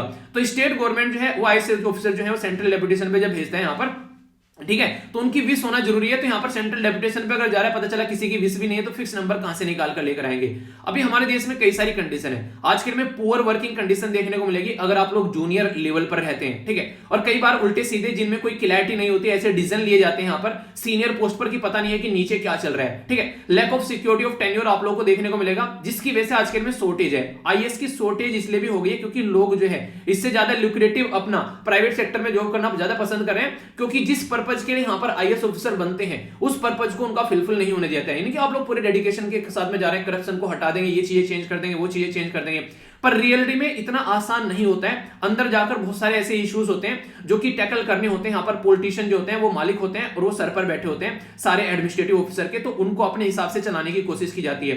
तो ये एक ऐसा मुद्दा है जिसकी वजह से माना जाता है कि जितनी पावर है इंडियन सिविल सर्विसेज के अंदर वो ढंग से यूटिलाइज नहीं कर पाते हैं। इवन कई सारे ऐसे भी देखे होंगे आईपीएस ऑफिसर तक, आईएएस ऑफिसर तक सुसाइड तक भी कर लेते हैं, इतना प्रेशर यहां पर बन जाता है कई बार। तो ये कंडीशन आप लोगों को देखने को मिलेगी। तो दूर के धौल सामने होते हैं, आप लोगों को कई बार देखने को मिलेगा लोग जो है बड़े ही डेडिकेटेड होकर तैयारी करते हैं, पर लेकिन प्रैक्टिकल भी होना चाहिए आप लोगों को साथ ही साथ में, क्योंकि वहां पर एक तरीके से इमोशनलिटी काम नहीं आने वाली है, प्रैक्टिकल और मैं बोलूंगा बेसिकली इमोशनल इंटेलिजेंस आप लोगों को काम आने वाली है यहाँ पर, कि कहां पर किस तरीके चीजों को लेकर चलना है। आप लोगों के पास में एक पॉलिटिशियन है, वो बोला ये काम कर दो, ठीक है, आपने बोला कि ठीक है बिल्कुल कर दूंगा, अगर ये काम जो है वो रूल के हिसाब से हो तो बिल्कुल करेंगे। पॉलिटिशियन बोलेगा कि रूल के हिसाब से होता तो तेरे पास आता क्या, तो अगर उसी दिन पहले दिन आप लोगों ने उस पॉलिटिशियन की बात मान ली तो गले में पट्टा डाल के रखेगा पूरी जिंदगी, जहां चाहेगा उधर आप लोगों को लेकर चलेगा। वो अलग बात है कि पैसा अच्छा खासा मिलता रहेगा, करप्शन का माल आप लोगों की पॉकेट में आता रहेगा, पर लेकिन रियलिटी होगी आप लोगों की आत्मा मर जाएगी, आप लोगों की आत्मा अंदर से गवाही नहीं देगी। पर लेकिन अगर पहले ही दिन आप लोगों ने मना कर दिया कि ठीक है रूल के हिसाब से होगा तो काम करूंगा, वरना उल्टा सीधा पर्सनल काम बिल्कुल नहीं करूंगा, तो वो तुरंत क्या करेगा, ज्यादा से ज्यादा क्या कर सकता है, ट्रांसफर कर सकता है, इसके अलावा कुछ नहीं करेगा। ठीक है, ऐसी जगह ट्रांसफर कर देगा जहां आप लोग हो सकता है अच्छा ना लगे, पर लेकिन आप लोग के अंदर का इंसान जो है वो गरिमा जो है वो बची रहेगी आप लोग की। ठीक है, आप लोग ये बोलोगे हाँ मैंने अपने अंदर से जिस पर्पज के लिए यहाँ पर आया था वो पर्पज आप लोग का फुलफिल रहेगा। तो देखिए चैलेंज आप लोग को बहुत ज्यादा देखने को मिलेंगे, पर उन चैलेंज को टैकल करना भी आप लोग को यहाँ पर आना चाहिए। तो यहाँ पर सबसे बड़ी बात यहाँ पर यही देखने को मिलती है, इसी की वजह से बहुत सारी पोस्ट खाली पड़ी है। इवन लोग जो है जॉब छोड़कर आ जा रहे हैं आईएएस ऑफिसर की, अभी रिसेंटली कई सारे रेजिग्नेशन आप लोगों ने पास्ट में भी देखे होंगे। ठीक है, तो ये कंडीशन यहाँ पर निकल कर आती है। पर लेकिन यहाँ पर एक मुद्दा जो इंपॉर्टेंट उठाया गया है वो है ये, जब ऑलरेडी स्टेट गवर्नमेंट यहाँ पर, ऑलरेडी सेंट्रल गवर्नमेंट यहाँ पर क्या कर रही है, आप लोगों ने देखा होगा अभी रिसेंटली हम लोगों ने इसके बाद में बात भी की थी कि यहाँ पर लेटरल एंट्री ले रही है। लेटरल एंट्री मतलब बाहर से डायरेक्ट यहाँ पर ये ऑफिसर्स की जो पोस्ट पर यहाँ पर ऊपर पोस्ट पर यहाँ पर सेक्रेटरी, यहाँ पर एक कैबिनेट सेक्रेटरी, यहाँ पर इन पोस्ट पर जिसका एक्सपीरियंस है उनको ले जाने की ऑलरेडी बात यहाँ पर कर रही है लेटरल एंट्री के थ्रू। जब यहाँ पर लेटरल एंट्री का ऑप्शन है उनके पास में और उसको यूज भी कर रही है यहाँ पर सेंट्रल गवर्नमेंट, तो फिर यहाँ पर क्यों आईएएस ऑफिसर जिनकी इच्छा भी नहीं है आने की, उनको आप लोग फोर्स कर रहे हो सेंट्रल गवर्नमेंट में जॉब करने के लिए आने के लिए, उनको तो आप लोग को इस तरीके से फोर्स ही नहीं करना चाहिए। तो ये काफी बड़ा मुद्दा यहाँ पर निकल कर आ रहा है। तो यानी कहने का मतलब है कि उनको फोर्स नहीं करना चाहिए इस तरीके से, ये गलत तरीका है, आप लोगों को थोड़ा इसके बारे में सोचना चाहिए। एक और इंपॉर्टेंट मुद्दा यहाँ पर ये देखने को मिलेगा जो कि यहाँ पर स्टेट गवर्नमेंट को और इरिटेट कर रहा है। ये मुद्दा क्या है, ये मुद्दा यहाँ पर ये बोला है कि आप लोगों को ये बोला गया कि अगर कभी भी सेंट्रल गवर्नमेंट को किसी स्पेसिफिक सिचुएशन में ये लगा कि डेपुटेशन पे किसी को बुलाना है तो वो तुरंत बुला लेगा उसको, स्टेट गवर्नमेंट जो है वो ज्यादा उसमें इंटरफेयर नहीं करेगी, उसको रिलीज करना पड़ेगा। अब मान लीजिए अभी मैंने आप लोगों को तमिलनाडु वाला मुद्दा बताया, अभी मैंने आप लोगों को वेस्ट बंगाल वाला मुद्दा बनाया, अब ये तो ऐसा हो गया पता चला यहाँ पर कोई ऑफिसर जो है वो ढंग से काम नहीं कर रहा है किसी भी तरीके से और सेंट्रल गवर्नमेंट को लगा बुरा उसको लेकर, तो तुरंत उसको डेपुटेशन में बुला लेगा। वो तो डेपुटेशन नहीं, वो तो पनिशमेंट हो जाएगा एक तरीके की इंसान की। तो ये मुद्दा आप लोगों को देखने को मिलेगा। तो पास्ट का जैसा एक्सपीरियंस है उसके बेस पर ये स्पेसिफिक कंडीशन जो है जिसको प्रॉपर डिफाइन नहीं किया गया, तो ये स्पेसिफिक कंडीशन का बहुत ज्यादा मिसयूज किया जा सकता है अपने पॉलिटिकल मुद्दों को साधने के लिए। क्योंकि आप लोगों को अभी रिसेंटली ऐसे कई सारे केसेस यहां पर देखने को मिले, यहां पर चीफ सेक्रेटरी, प्रिंसिपल सेक्रेटरी जो चीफ मिनिस्टर के होते हैं, ठीक है, पता चला उनको वहां पर एक सेंट्रल गवर्नमेंट में कोई और पॉलिटिकल पार्टी है, स्टेट गवर्नमेंट में कोई और पॉलिटिकल पार्टी है, तो उनको उठाकर दूसरे राज्य में डाल दिया, उनको उठाकर डेपुटेशन पे बुला लिया। जबकि एक एडमिनिस्ट्रेशन की जो नींव होती है चीफ सेक्रेटरी, प्रिंसिपल सेक्रेटरी, जो कि चीफ मिनिस्टर को प्रॉपर वे में एडवाइस करते हैं और सही डायरेक्शन में सारी चीजें चल रही होती है। तो ये ऐसा मुद्दा अगर यहां पर लाया जाएगा तो बहुत बड़ी दिक्कत आने वाले टाइम में देखने को मिलेगी। तो इसी के बारे में बात की जा रही है कि आप लोगों को थोड़ा सा सोचना चाहिए। अगर हम लोग आज के डेट में चाहते हैं कि संघवाद का ढांचा हमारे देश में प्रॉपर वे में बना रहे, ये कुछ सजेशन दिए गए हैं उसके लिए, तो आप लोग इनको आंसर राइटिंग में भी यूज कर सकते हैं यहाँ पर, और इवन इंटरव्यू में भी इसके बारे में अगर कोई क्वेश्चन आप लोगों से पूछे तो वहां पर भी आप लोग इनको बता सकते हैं। बात की जा रही है नानी पालकी वाला जी के बारे में। ये काफी इंपोर्टेंट पर्सनैलिटी थे हमारे देश में, इनकी जो डेथ हुई 2002 में हुई, इंडियन जूरिस्ट थे और एक लिबरल इकोनॉमिस्ट भी थे। इनके द्वारा यहां पर ये बोला गया आज की डेट में अगर आप लोग चाहते हैं चीजें सही डायरेक्शन में चलती रहे, ठीक है,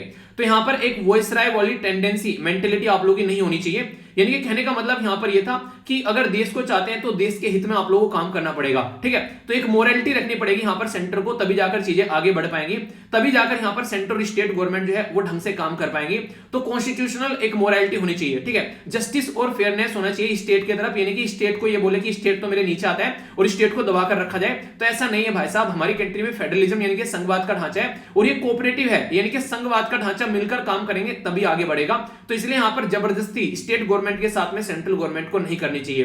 तो ये सजेशन में आप लोग मेंशन यहां पर कर सकते हैं। एक और इंपॉर्टेंट मुद्दा, ये तो डायरेक्ट प्रीलिम्स में क्वेश्चन भी आप लोगों से पूछा गया, आप लोगों ने देखा होगा कई बार, SR Bommai versus Union of India का केस था 1994 का। SR Bommai Union of India का केस जो था 1994 का, उसमें यहां पर बेसिकली सुप्रीम कोर्ट के द्वारा यह बोला गया कि स्टेट जो है भाई साहब वो एक इंडिपेंडेंट खुद की उनकी एंटिटी है, यानी कि ऐसा नहीं है कि ऊपर सेंट्रल गवर्नमेंट होगी नीचे स्टेट गवर्नमेंट है, ऐसा कुछ भी नहीं है। संविधान में अलग अलग मेंशन किया हुआ है कि स्टेट गवर्नमेंट जो होगा वो अलग रहेगा, सेंट्रल गवर्नमेंट अलग से, यहां पर उसके अंदर में सेंट्रल गवर्नमेंट के चीफ मिनिस्टर रहेंगे, प्रेसिडेंट रहेंगे, ऐसे स्टेट गवर्नमेंट के सेंट्रल गवर्नमेंट के प्राइम मिनिस्टर रहेंगे और प्रेसिडेंट रहेंगे, ऐसे स्टेट गवर्नमेंट के चीफ मिनिस्टर और गवर्नर रहेंगे। पूरा एक पैटर्न है। तो सबऑर्डिनेट नहीं है स्टेट गवर्नमेंट, वो खुद लोगों के द्वारा इलेक्ट की जा रही है भाई साहब, आप लोग उनको ऐसे नहीं देख सकते। तो ये सारी बातें ऑलरेडी यहां पर कई सारे केस में सुप्रीम कोर्ट के द्वारा भी बताई गई है कि आप लोग जो है यहां पर बेसिकली ये फोकस करना है कि कैसे पॉलिटिकल, सोशल, एजुकेशनल कल्चर लोगों की लाइफ में चेंज लेकर आना है, उसको कैसे आप लोग को आगे बढ़ाना है, ना कि यहां पर आप लोग ऐसा नहीं कि यहां पर जो स्टेट गवर्नमेंट होगी वो आप लोगों के नीचे काम करेगी। तो स्टेट गवर्नमेंट बोला गया neither satellite nor agent of centre, यानी कि ये आप लोग के अंडर कंट्रोल में काम करने वाली कोई एंटिटी नहीं है। तो ये इंडिपेंडेंट काम करने वाला एक प्रॉपर सिस्टम है जो कि संविधान में जिसके प्रॉपर इंडिपेंडेंसी इसको दे रखी है। तो स्टेट गवर्नमेंट को सेंट्रल गवर्नमेंट जो है वो अपने कब्जे में नहीं ले सकती। तो ये यहां पर आप लोगों को देखने को मिलेगा। दो इंपॉर्टेंट पॉइंट ऑफ व्यू आ गया आप लोगों के सामने और यहां से डायरेक्ट क्वेश्चन भी आप लोग के निकल जाते हैं। इवन बोल देंगे कि किस केस के द्वारा बोला गया, सेंटर स्टेट के रिलेशन के बारे में कुछ लिखने के लिए आए तो SR Bommai versus Union of India का केस वहां पर भी आप लोग मेंशन कर सकते हैं। काफी अच्छे मार्क्स मिलेंगे अगर आप लोग इसको लिख कर आएंगे तो, ठीक है। और डेली जो आप लोग यहां पर 2 क्वेश्चन मिलते हैं आंसर राइटिंग के यार, उनको आप लोग जरूर अटेम्प्ट किया करो, उससे आप लोगों को काफी कुछ सीखने को मिलेगा और एक दूसरे का जो आंसर है वो रिव्यू भी किया करो। जैसे कि यहां पर आप लोग देखते हैं रेगुलर आप लोग क्वेश्चन यहां पर देखने को मिलते हैं, कई सारे बच्चे जो है अच्छे से आंसर देते हैं यहां पर, तो आप लोगों को रेगुलरली पार्टिसिपेट करते रहना है यहां पर, ठीक है। तो ये काफी इंपॉर्टेंट है जो कि आप लोग अच्छे से पार्टिसिपेट करोगे तो लिख कर ही, अभ्यास कर ही आप लोग सीखोगे, वरना ऐसे कोई मां के पेट से सीख कर नहीं आता है। और इसी के साथ में अगर कुछ भी आप लोगों को चाहिए, बाकी सारी चीजें आप लोगों को यहाँ पर प्रोवाइड कराई जाती है। कोटेशन वगैरह भी डेली डालता हूं यहाँ पर, एसएलवी पीडीएफ के नाम से बहुत कुछ आप लोगों को यहाँ पर मिलता है, तो इसको भी अपना जो है स्टडी का पार्ट आप लोग बनाकर रखिएगा।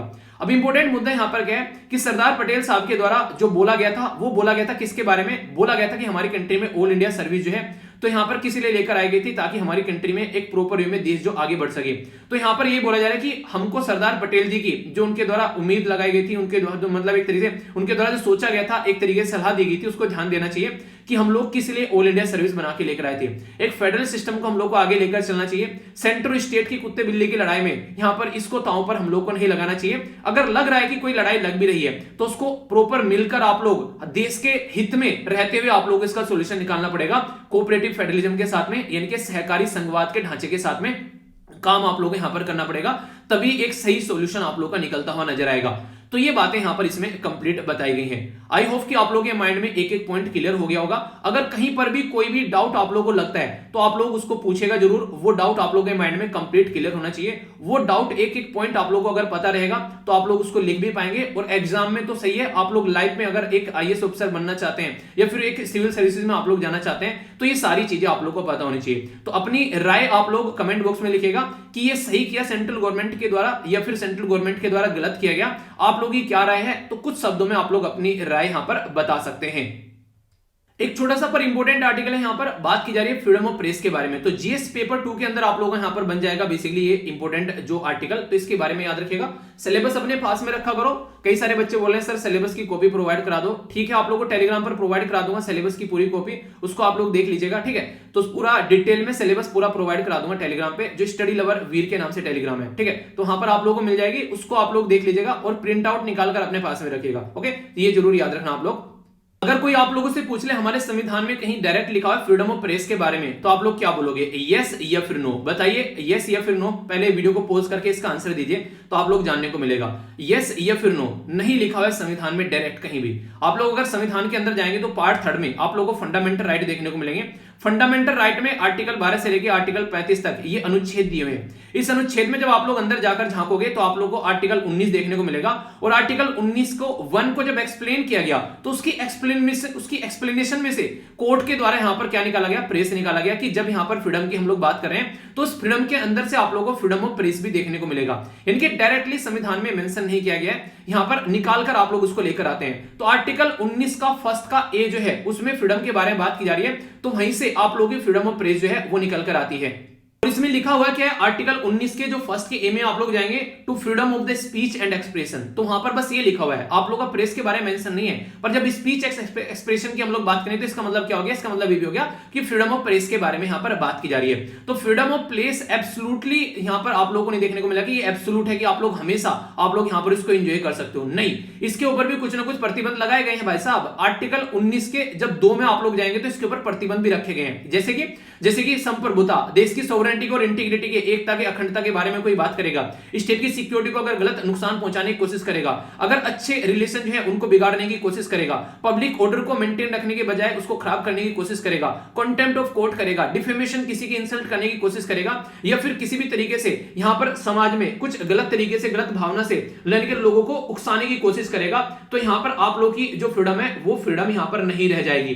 तो ये इंपॉर्टेंट मुद्दा है जो कि आप लोग याद रखिएगा, ठीक है, ये काफी ज्यादा जरूरी है यहां पर, जो कि आप लोगों को पता होना चाहिए। हमारी कंट्री में Ramesh Thapar versus state of Madras का केस आया था 1950 में, ठीक है, तो Ramesh Thapar versus state of Madras का केस आया था, तो फ्रीडम ऑफ प्रेस जो है यहां पर वो बोला गया कि काफी इंपॉर्टेंट है, और वहां से निकाल के लाए हम लोग भाई कि इस तरीके से फ्रीडम ऑफ प्रेस यहां पर होना चाहिए, और फिर यहां पर चीजें जो है वो आगे बढ़नी चाहिए। तो ये काफी इंपॉर्टेंट यहां पर हो जाता है। और आप लोगों ने यहां पर देखा भी होगा आज की डेट में हमारी कंट्री की हालत जो है वो काफी ज्यादा खस्ता हो चुकी है। कई सारी रिपोर्ट ऐसी निकल कर आई, जैसे कि मैंने आप लोगों से बात भी की थी, यहां पर कई बार बात कर चुका हूं, हमारी कंट्री में डेमोक्रेसी को ये बोला जा रहा है कि एक प्रॉपर डेमोक्रेसी नहीं है, क्योंकि जर्नलिस्ट के मामले में जब बात करें तो प्रॉपर हमारी कंट्री में रिपोर्टिंग की भी पावर नहीं रह गई है, उनको सप्रेस करने की कोशिश की जाती है, उनके ऊपर कई बार उल्टे सीधे आरोप लगाने की कोशिश की जाती है, तो कई सारी थ्रेट यहां पर देखने को मिल रही है। तो जब डेमोक्रेसी के पिलर के बारे में बात करते हैं ना, तो फोर्थ पिलर माना जाता है यहां पर मीडिया को।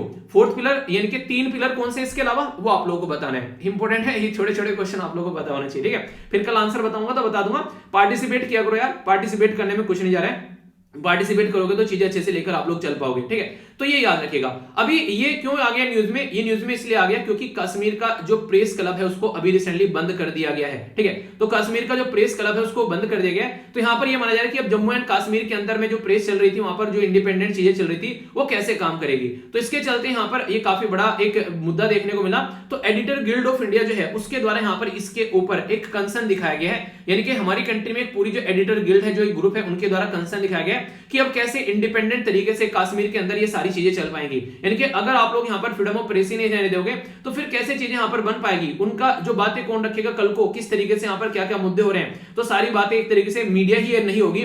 तो ये कहीं ना कहीं चैलेंज होगा यहां पर कश्मीरी लोगों के लिए, ठीक है। तो कल को कुछ भी हो रहा है एक तरीके से उनके साथ में, तो प्रॉपर वे में एक इंडिपेंडेंट अगर हाउस काम नहीं कर पाएगा तो सारी चीजें आप लोगों को ढंग से देखने को नहीं मिलेगी। और ये सारी चीजें जो यहां पर निकल कर आ रही है और ज्यादा सोसाइटी के अंदर रोष फैलाएंगी और ज्यादा लोगों को दिक्कतें यहां पर देखने को मिलेगी।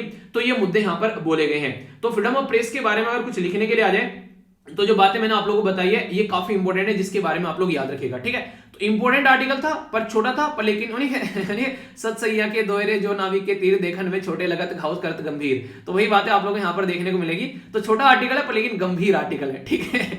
ऐसा ही एक और आर्टिकल मैं आप लोगों से डिस्कस कर रहा हूं। यहाँ पर ये बात की जा रही है एक इंपॉर्टेंट पर्सनैलिटी के बारे में। अगर आप लोगों से पूछूं रो के बारे में तो तुरंत आप लोगों को नॉर्मली जो मूवी याद आती है वो है एक था टाइगर, ठीक है, कि हमारी कंट्री में एक था टाइगर मूवी जो है वो इसी मुद्दे को यहाँ पर दिखाती है। पर लेकिन रियल एक था टाइगर पता है आप लोगों को कौन था? रियल एक था टाइगर कौन था अगर आप लोगों से कोई पूछे तो रियल एक था टाइगर थे यहाँ पर ये इंपॉर्टेंट पर्सनैलिटी, ठीक है। इनका नाम आप लोग याद रखिएगा, आप लोगों से पूछा भी जा सकता है यहाँ पर। Basically KS. नायर बोलते हैं, के शंकरन नायर। ये फर्स्ट रो के चीफ थे जिनके द्वारा रो को बनाया गया, एक तरीके से रो का फाउंडेशन स्टोन रखा गया, तो ये थे के.एस. नायर साहब। इसी के साथ में फर्स्ट कैबिनेट सेक्रेटरी भी थे सिक्योरिटी के फील्ड में अगर बात करें तो जीएस पेपर 3 में जब सिक्योरिटी की बात करते हैं तो वहां पर आप लोग इस आर्टिकल को मेंशन कर सकते हैं, ठीक है।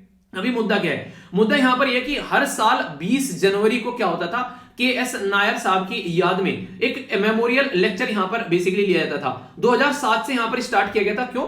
क्योंकि आप लोगों को देखने को मिलेगा जो इनकी, मैंने अभी बताया ना आप लोगों को, इनकी जो डेथ हुई थी वो थी 2002 में, तो उसके बाद में 2007 से इनके याद में मेमोरियल लेक्चर लेना स्टार्ट कर दिया था, ताकि इनके थॉट जो है, इन्होंने क्यों बनाया था, बेसिकली रो की नींव रखी थी, उसको आगे बढ़ाया जा सके। तो जो यहाँ पर उसको काओ मेमोरियल लेक्चर बोलते थे यहाँ पर, ठीक है, क्योंकि यहाँ पर इनके बारे में आप लोग याद रखिएगा, यहाँ पर इन्हीं के चलते यहाँ पर जो ये मेमोरियल लेक्चर यहाँ पर बोला जाता था, ठीक है। एक सेकंड यार, वन सेकंड, एक छोटी सी मिस्टेक हो गई यहाँ पर, ये बेसिकली सक्सीड किए गए थे ये के, यहाँ पर के शंकरन नायर के द्वारा, इनका नाम है आर.एन. काओ, ठीक है, तो इनका नाम आप लोग याद रखिएगा, वो थोड़ी सी मिस्टेक होगी, सॉरी, एक्सट्रीमली सॉरी, ठीक है, थोड़ा सा मतलब उसको थोड़ा सा मिस इंटरप्रिटेशन कर गया मैं, ठीक है। तो यहाँ पर ये जो थे बेसिकली ये है इनका नाम आर.एन. काओ, तो इन्हीं के नाम पर यहाँ पर काओ मेमोरियल लेक्चर भी देखने को मिलता था 2007 से लेके 2019 तक, वो कंटिन्यूअसली चल रहा था। पर लेकिन अब की बार क्या हुआ, 2020 में और 2021 में यहाँ पर वो लेक्चर नहीं हो पाया। रीजन क्या था, रीजन है कोविड-19 के चलते यहाँ पर वो मेमोरियल लेक्चर नहीं हो पाया, तो उसी के चलते यहाँ पर इनके द्वारा ये आर्टिकल लिखा गया, ठीक है। तो रो के बारे में आप लोगों को थोड़ा सा पता होना चाहिए, क्योंकि हमारी कंट्री में अगर बात करें सिक्योरिटी के मामले में काफी इंपॉर्टेंट एजेंसी यहां पर हो जाती है, और खासकर जब 1962 की वॉर हुई थी चाइना के साथ में, उसमें हम लोग हार गए थे, तो ये माना जाता है कि सिक्योरिटी जो इनपुट है वो प्रॉपर वे में हम लोग को नहीं मिला, जिसके चलते लगा कि कोई रो जैसी एजेंसी हमारे देश में होनी चाहिए, तो तब हमारे देश में रो जैसी एजेंसी निकल कर आई। तो रो के बारे में कुछ बेसिक इंफॉर्मेशन अगर मैं आप लोगों को बताऊं, ये यहां पर एक काफी इंपॉर्टेंट फॉरेन इंटेलिजेंस एजेंसी हमारे देश में, जिसको रिसर्च एंड एनालिसिस विंग आप लोग बोलते हैं, ये इसकी फुल फॉर्म है। बनाया गया था 1968 में, यहां पर जब दो वॉर हो गई हमारे देश के साथ में, इंडिया और चाइना की वॉर हो गई 1900 बेसिकली यहां पर ये 62 में, और फिर 1965 में 1965 में यहां पर इंडो और पाकिस्तान वॉर आप लोगों को देखने को मिली। तो लगा कि कोई ऐसी एजेंसी होनी चाहिए जो कि इनपुट दे सके कि चल क्या रहा है और सिचुएशन को कंट्रोल किया जा सके। तो यहां पर इसका हेडक्वार्टर जो है वो न्यू दिल्ली में देखने को मिलेगा, और मोटो है यहां पर धर्मो रक्षित रक्षित, ठीक है। तो इसका मतलब है कि एक तरीके से the law protect when it is protected. अगर बात करें यहां पर, ये डायरेक्ट यहां पर कमांड में रहती है प्राइम मिनिस्टर ऑफिस के, तो ये काफी इंपॉर्टेंट है, ठीक है। इसी के साथ में यहां पर जो इनका प्राइमरी फंक्शन आप लोगों को देखने को मिलेगा कि ये इंटेलिजेंस गैदरिंग करती हैं काउंटर टेररिज्म को लेकर, पॉलिसी मेकिंग को लेकर, किसी तरीके से प्रमोट करना है कि काउंटर प्रोलिफरेशन कैसे उसको बेसिकली रोकना है, एडवांस कैसे अपनी कंट्री की फॉरेन पॉलिसी लेकर चलनी है, यानी कि देश के हित के बारे में यहां पर काम करती है। अगर बात की जाए तो डायरेक्ट प्राइम मिनिस्टर ऑफिस के अंदर में आती है, तो यहां पर कैबिनेट सेक्रेटरी रहते हैं, तो कैबिनेट सेक्रेटरी के अंदर अगर बात करें यहां पर, तो ज्वाइंट इंटेलिजेंस कमेटी आप लोगों को देखने को मिलेगी, रो यानी कि यहां पर रिसर्च एंड एनालिसिस विंग आप लोगों को देखने को मिलेगी, इंटेलिजेंस ब्यूरो देखने को मिलेगी, और मिलिट्री इंटेलिजेंस आप लोगों को यहां पर देखने को मिलेगी। तो ये इसके बारे में आप लोग याद रख सकते हैं। तो ये काफी इंपॉर्टेंट है, डायरेक्ट आप लोगों से क्वेश्चन अगर पूछ ले कोई यहां पर, तो इसके बारे में कोई भी कंफ्यूजन आप लोगों को नहीं होना चाहिए। ये तीन इंपॉर्टेंट बॉडी जो आप लोग यहां पर ये चार इंपॉर्टेंट बॉडी जो आप लोगों को देखने को मिलती है, ये डायरेक्टली प्राइम मिनिस्टर के ऑफिस के अंडर में आप लोग को देखने को मिलेगी। तो यहां पर जो ये एक था टाइगर, ये नहीं है, रियल एक था टाइगर यहां पर है आर.एन. राव साहब, ठीक है। तो बेसिक इंफॉर्मेशन थी, कम से कम इतना आप लोग याद रखिएगा, और बहुत ज्यादा इंपॉर्टेंट हो जाते हैं यहां पर जब बात करते हैं अपनी कंट्री की सिक्योरिटी के बारे में। तो सिक्योरिटी देश की सर्वोपरि है, ऐसा आप लोग यहां पर बोल सकते हैं, यानी कि देश से ऊपर कुछ नहीं है, सारी चीजें अपनी जगह है। देश की, जब देश के बारे में बात है तो सारी चीजें भूल जानी चाहिए, अपना देश सबसे ऊपर होना चाहिए। तो ये बातें आप लोग को देखने को मिलेगी, ठीक है। एक और छोटी सी बात यहां पर बेसिकली वो एक बेसिकली डेटा पॉइंट है, अगर आप लोग उसके बारे में बात करें, हमारी कंट्री में अभी क्या हो रहा है, ऑयल के प्राइस जो है वो बढ़ रहे हैं, तो उसी के चलते यहां पर कई सारे इश्यूज देखने को मिल रहे हैं कि जो ऑयल के प्राइस बढ़ रहे हैं, इससे क्या क्या दिक्कतें देखने को मिल रही है। यहां पर एक तो इन्फ्लेशन आप लोगों को देखने को मिलेगा, जिसको आप लोग महंगाई बोलते हैं, तो यहां पर बढ़ता है। तो ऑयल के प्राइस अगर कोई पूछ ले आप लोगों से कैसे डिसाइड किए जाते हैं, तो आप लोगों को पता होना चाहिए, एक बेस प्राइस होता है। बेस प्राइस जैसे 47 रुपीज हो गए यहां पर, ठीक है। तो बेस प्राइस के ऊपर फिर सेंटर का टैक्स लगता है, जैसे कि यहां पर ये 14% लग गया, फिर यहां पर डीलर का कट होता है, यहां पर वो 3% का हो गया, स्टेट का टैक्स हो गया वो 17% का हो गया। तो टोटल मिलाकर फिर यहां पर ये सारा जामा पहना दिया जाता है इसको। तो जो 41 रुपए का आप लोगों को जो पेट्रोल मिल रहा था, वो 101 रुपए का मिलेगा, यानी कि 101 रुपए का कन्यादान आप लोगों को करना पड़ेगा। यानी कि 60 रुपए जो है यहां पर बाकी के वो कहां गए, वो सेंट्रल गवर्नमेंट, स्टेट गवर्नमेंट और डीलर के खाते में यहां पर चले गए। तो इस तरीके से आप लोगों का प्राइस जो है वो बढ़ता हुआ यहां पर नजर आता है। तो पूरा डेटा पॉइंट मैंने यहां पर आप लोगों को बता दिया है। इसी के साथ में इंटरनेशनल लेवल पर जब प्राइस बढ़ता है तो भी दिक्कतें यहां पर देखने को मिलती हैं। आप लोगों को पता होना चाहिए, हमारी कंट्री में जो क्रूड ऑयल है, कच्चा तेल है, उसका 85% हम लोग बाहर से खरीद कर लेकर आते हैं। क्रूड ऑयल 85% हम लोग बाहर से खरीद कर लेकर आते हैं, यानी कि बाहर से खरीद कर लेकर आएंगे क्रूड ऑयल, कच्चा तेल, उसमें से मिट्टी का तेल निकालेंगे, डीजल निकालेंगे, पेट्रोल निकालेंगे, ग्लिसरीन निकालेंगे, ये सारे प्रोडक्ट फिर उसमें से निकालते हैं, इन्हीं को हम लोग पेट्रोलियम प्रोडक्ट बोलते हैं, ठीक है। तो ये याद रखिएगा, क्रूड ऑयल में से जब ये सारी चीजें निकाली जाती हैं तो उसको हम लोग पेट्रोलियम प्रोडक्ट बोलते हैं। तो कोई कंफ्यूजन इसको लेकर आप लोग के माइंड में नहीं होना चाहिए, ठीक है। तो बिल्कुल क्लैरिटी आ जानी चाहिए। अभी यहाँ पर जहां इलेक्शन चल रहे हैं, आप लोगों को वहां पर प्राइस जो है वो रुके हुए नजर आएंगे, ठीक है, क्योंकि आप लोगों को पता है इलेक्शन के टाइम पर लोगों को लुभाना होता है, तो प्राइस वहां पर तो नहीं बढ़ेगा, बढ़ेंगे पर दूसरे राज्यों में प्राइस आप लोगों को देखने को मिल सकते हैं। तो ये कुछ इश्यूज है, इसके बारे में आप लोग याद रखते हैं। बाकी कहां पर कितना प्राइस यहां पर चल रहा है वो बता ही दिया गया है। बेस प्राइस क्या है यहाँ पर, ठीक है, सेंटर कितना टैक्स ले रहा है अपने यहाँ पर, बेसिकली यहाँ पर बेस प्राइस जो है वो बढ़ गया है, तो बेस प्राइस बढ़ गया जिसकी वजह से दिक्कतें देखने को मिली। अभी सेंटर ने अपना टैक्स थोड़ा कम किया था, अभी स्टेट ने भी अपना टैक्स थोड़ा कम किया था, पर बेस प्राइस जो बढ़ गया है उसकी वजह से अभी इशू निकल कर आ रहा है, क्योंकि इंटरनेशनल मार्केट में कई सारे ऐसे इश्यूज देखने को मिलेंगे। अभी सऊदी अरेबिया यूएई की जो इशू चल रहा है यमन को लेकर, इसी के साथ में अभी जो यहाँ पर कई सारी बम ब्लास्ट देखने को आप लोगों को मिलते रहते हैं, तो ये सारे इशू जो है यहाँ पर ये ऐसा माहौल क्रिएट यहाँ पर करते हैं जिसकी वजह से यहाँ पर ये दिक्कतें निकल कर आती है। तो ये एक डेटा पॉइंट था जिसके बारे में आप लोगों को पता होना चाहिए, ठीक है। एक और आर्टिकल था, ये आर्टिकल जो है मैंने आप लोगों को हालांकि कल थोड़ा सा इसके बारे में मैंने आप लोगों को बताया भी था, पर फिर भी यहाँ पर हल्का सा रिवीजन आप लोगों को हो जाएगा, तो इसको सुनिए यहाँ पर बेसिकली है क्या, ठीक है। देखिए होता क्या है, कई बार ना कई सारे आर्टिकल, जैसे पहले मैंने न्यूज़ में पढ़ा दिया फिर यहाँ पर आ गया, तो कल मैंने डिस्कस किया था कि यहाँ पर कई सारे लोगों की जान जा रही है। सुप्रीम कोर्ट ने फटकार लगाई है स्टेट गवर्नमेंट को, भाई साहब चल के आ रहा है यहाँ पर। मैंने बोला था कि जिस भी इंसान की डेथ हुई है उसको 50,000 रुपए देना है, क्या देना है, एक्स ग्रेशिया। एक्स ग्रेशिया क्या होता है, एक तरीका कंपनसेशन। एक्स ग्रेशिया अगर शब्द भी आप लोगों से कोई पूछ लेना, एक बात और याद रखिएगा, जो शब्द मैं यहाँ पर आप लोगों को बताता हूँ, एक्सप्लेन करता हूँ, वो अलग है और बाकी की 5 वोकैबुलरी जो वीडियो के एंड में मिलती है वो अलग है। तो इंग्लिश इंप्रूव करने में आप लोगों को बहुत हेल्प करेंगे, तो ये मत सोचेगा ये सारी, ये तो एक्स्ट्रा है आप लोगों के लिए, ठीक है, वो तो आप लोग वहां पर मिलेगी। अभी central government basically supreme court के द्वारा स्टेट गवर्नमेंट को ये बोला गया, यार आप लोगों को तो बोला था 50,000 रुपए सबके अकाउंट में पहुंच जाने चाहिए, पर लेकिन आप लोगों ने फिर भी यहाँ पर बदतमीजी काट कर रख रखी है। बताया जा रहा है यहाँ पर कई सारे इश्यूज देखने को मिल रहे हैं, जैसे कि बिहार गवर्नमेंट के बारे में बोला जाए तो उनके द्वारा यहाँ पर बहुत सारे क्लेम जो है उनको कंपनसेशन को दिया गया, पर लेकिन बहुत सारे अभी भी नहीं दिए गए। आंध्र प्रदेश के अंदर भी सेम कंडीशन आप लोगों को देखने को मिलेगी, कहीं बोल रहे हैं टेक्निकल ग्लिच आ रहा है, कहीं बोल रहे हैं कि पूरी डॉक्यूमेंटेशन यहाँ पर देखने को नहीं मिल रही है। तो ऐसी बदतमीजी यहाँ पर निकलकर सामने आ रही है, तो ये सही तरीका यहाँ पर नहीं है, ऐसा नहीं होना चाहिए। यहाँ पर आप लोगों को बोला गया पैसा भेजने के लिए, एक कंडीशन ऐसी बनी देश में, तो उसको आप लोगों को फॉलो करना चाहिए और अपनी मनमानी यहाँ पर नहीं चलानी चाहिए, ऐसे यहाँ पर सुप्रीम कोर्ट के द्वारा फटकार लगाई गई। तो अभी मुद्दा क्या है यहाँ पर, मुद्दा यहाँ पर ये निकल कर आ रहा है जिसके बारे में अगर मेनली बात की जाए कि 50,000 रुपए देने की जब यहां पर बात की गई थी तो स्टेट के द्वारा कई सारे क्लेम जो है वो रिजेक्ट कर दिए गए। आप लोगों को पता होगा जब हमारे देश में डेथ हो रही थी लोगों की, ये बेसिकली इंपॉर्टेंट इशू बन जाता है आप लोगों के लिए। अगर बात करें हेल्थ के बारे में क्वेश्चन बन सकता है, डिजास्टर मैनेजमेंट के बारे में क्वेश्चन बन सकता है। कोविड-19 की जब डेथ हो रही थी तो उस टाइम पर कई सारे लोगों को तो डेटा ही यहाँ पर पब्लिक नहीं किया जा रहा था, ये बोला जा रहा था कि डेटा जो है कम दिखाया जाता है कि कम लोगों की जान गई है, पर रियलिटी कुछ और देखने को मिल रही थी। कई सारे ऐसे इश्यूज वहां पर निकल कर आए, तो उस टाइम पर फिर बोला गया कि यार इनको कंपनसेशन मिलना चाहिए यहाँ पर, क्योंकि स्टेट गवर्नमेंट को पता ही था कितने सारे लोगों की डेथ हो रही है, कल को कोई ना कोई पहुंचेगा सुप्रीम कोर्ट में और फिर पैसा हमसे मांगेंगे और हम लोग वैसे ही जूझ रहे हैं क्योंकि हमारे पास में वैसे ही पैसा नहीं है। तो ये कई सारे इश्यूज देखने को मिले थे, तो इसके चलते जब मुद्दा निकल कर आया था कि 50,000 रुपए आप लोगों को देने, तो ये मुद्दा यहां पर निकल कर आया और यहां पर ये गाइडलाइन भी दी गई किस पैटर्न में आप लोग इनको लेकर चलोगे। तो बोला गया था कि 4.4 लाख के करीब लोगों की जान गई है, तो इनको 50,000 रुपए प्रोवाइड कराने हैं और कहां से मिलेंगे, यहाँ पर ये स्टेट डिजास्टर रेस्पॉन्स फंड से यहाँ पर ये पैसा दिया जाएगा।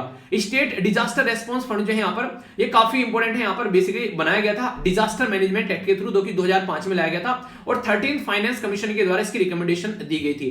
तो ये इंपॉर्टेंट है जो कि आप लोगों को पता होना चाहिए। नेक्स्ट यहाँ पर बात करें, स्टेट गवर्नमेंट जो है यहाँ पर वो प्रोवाइड कराएगी रिलीफ, प्राइमरी यहाँ पर एक फंड जो है वो प्रोवाइड कराएगी, पर ऐसा नहीं कि मजे मजे में इसको उड़ाएगी। जो पैसा जाएगा उसको controller and auditor general of India check करेगा कि भाई साहब सही जगह खर्च किया है या फिर सही जगह खर्च नहीं किया है, और मिनिस्ट्री ऑफ होम अफेयर जो है वो भी यहाँ पर इसको बेसिकली देखेगी कि क्या क्या चीजें यहाँ पर चल रही है, क्योंकि ये ग्रांट इन एड होता है। ग्रांट इन एड मतलब अपनी तरफ से दिया गया अनुदान राशि जो स्टेट गवर्नमेंट को, तो यहाँ पर इक्वल, तो यहाँ पर एनुअल इंस्टॉलमेंट की फॉर्म में यहां पर ये दिया जाता है और रिकमेंडेशन फाइनेंस कमीशन के द्वारा यहां पर दी जाती है। 75% जो एसडीआरएफ का है वो एलोकेट किया जाता है जनरल कैटेगरी की स्टेट को, और 90% जो है यहां पर वो यूनियन टेरिटरी को दिया जाता है, बाकी के जो स्पेशल कैटेगरी के स्टेटस है उनको दिया जाता है। इसमें होता क्या है, कल को अर्थक्वेक यानी कि भूकंप आ जाए, कहीं पर सूखा पड़ जाए, कहीं पर सुनामी आ जाए, कहीं पर लैंडस्लाइड हो जाए, बादल बरस यानी कि फट जाए बादल, अगर कोई भी ऐसा इशू देखने को मिले तो वहां पर इमीडिएट रिलीफ प्रोवाइड कराने के लिए 10% तो डायरेक्ट यहां से ये यूज कर सकते हैं बेसिकली। पर लेकिन यहां पर ये एक तरीके से आप लोग समझिएगा कि प्रॉपर वे में पैसा यूटिलाइज होना चाहिए, ऐसा नहीं कि मनमानी यहां पर चल रही है। तो स्टेट गवर्नमेंट जो है वो प्रॉपर वे में लोगों को पैसा नहीं दे रही है, यहां पर ये दिक्कतें देखने को मिल रही है, जिसकी वजह से यहां पर कई सारे इश्यूज निकल कर आ रहे हैं। जस्टिस जो एम.आर. शाह और जस्टिस जो संजीव जो खन्ना है उनके द्वारा यहां पर बोला गया था कि सबके अकाउंट में पैसा पहुंचना चाहिए, जैसा माहौल देश के अंदर बना हुआ है, एक सपोर्ट आप लोगों को यहां पर बेसिकली सबको दिखानी चाहिए, पर लेकिन रियलिटी में वो सपोर्ट देखने को मिली नहीं, जिसकी वजह से ये इशू यहां पर निकल कर आया। ठीक है, तो ये आप लोग याद रखिएगा, इंपॉर्टेंट क्वेश्चन बन जाते हैं। बाकी ये स्लाइड में मैंने डाल दिए, फिर से आप लोग यहाँ पर फाइनेंस कमीशन कौन कौन से कब से कब तक है यहाँ पर। इसी के साथ में यहाँ पर ये हमारी कंट्री में फाइनेंस कमीशन संविधान में कहां पर है, तो आर्टिकल 280 के तहत है, ये याद रखिएगा। 15वें फाइनेंस कमीशन अभी हमारी कंट्री में, कौन से फाइनेंस के द्वारा कौन कौन सी रिकमेंडेशन दी गई है। तो ये ऐसी बेसिक चीजें जो कि रिविजन करते रहिएगा आप लोग, डायरेक्ट क्वेश्चन बन जाते हैं। कई बार पूछ जाता है पहले फाइनेंस कमीशन बता दो, ठीक है। आप लोगों को दूसरे जैसे स्टेट पीसीएस के एग्जाम में ऐसे क्वेश्चन कई बार बन जाते हैं। यूपीएससी के अंदर तो नॉर्मली आप लोगों से ये वाले क्वेश्चन पूछेंगे कि कौन सा फाइनेंस कमीशन है जिसके द्वारा 42 यहाँ पर बेसिकली सेंट्रल स्टेट के बीच में शेयर दिया गया। 41 यहाँ पर हो गया अभी फिलहाल। ये 41 क्यों हुआ जरा बताइए आप लोग, कई बार आप लोग एक्सप्लेन कर चुका हूं कि पहले 42 शेयर करते थे टैक्स का, अब 41 हो गया। इसके पीछे रीजन क्या है ये आप लोगों को बताना है। देखता हूं कौन कौन से आंसर यहाँ पर देता है। पहले तो लोकेशन कहां है यमन की, तो अपनी कंट्री यहां पर है। अपनी कंट्री कंपेयर में देखेगा यमन कहां पर है, तो यहां पर आप लोगों को यमन देखने को मिलेगा। यमन को कौन कौन सा देश टच करता है, ऊपर आप लोगों को सऊदी अरेबिया देखने को मिलेगा और नीचे आप लोगों को ओमन देखने को मिलेगा। एक साइड में सऊदी अरेबिया और एक साइड में ओमन हो गया, पर लेकिन एक साइड में आप लोगों को यहाँ पर पानी भी यमन के नजर आएगा। तो पानी जब आप लोग देखेंगे तो एक साइड में यहाँ पर आप लोग देखिए इधर रेड सी आप लोगों को देखने को मिलेगा और इधर आप लोगों को गल्फ ऑफ एदन देखने को मिलेगा। तो यमन जो है यहाँ पर, ये इसकी कैपिटल है सना। तो ये इंपॉर्टेंट लोकेशन है जो कि यहाँ पर अभी आर्टिकल में न्यूज यूज होगी, तो इसके बारे में याद रखिएगा।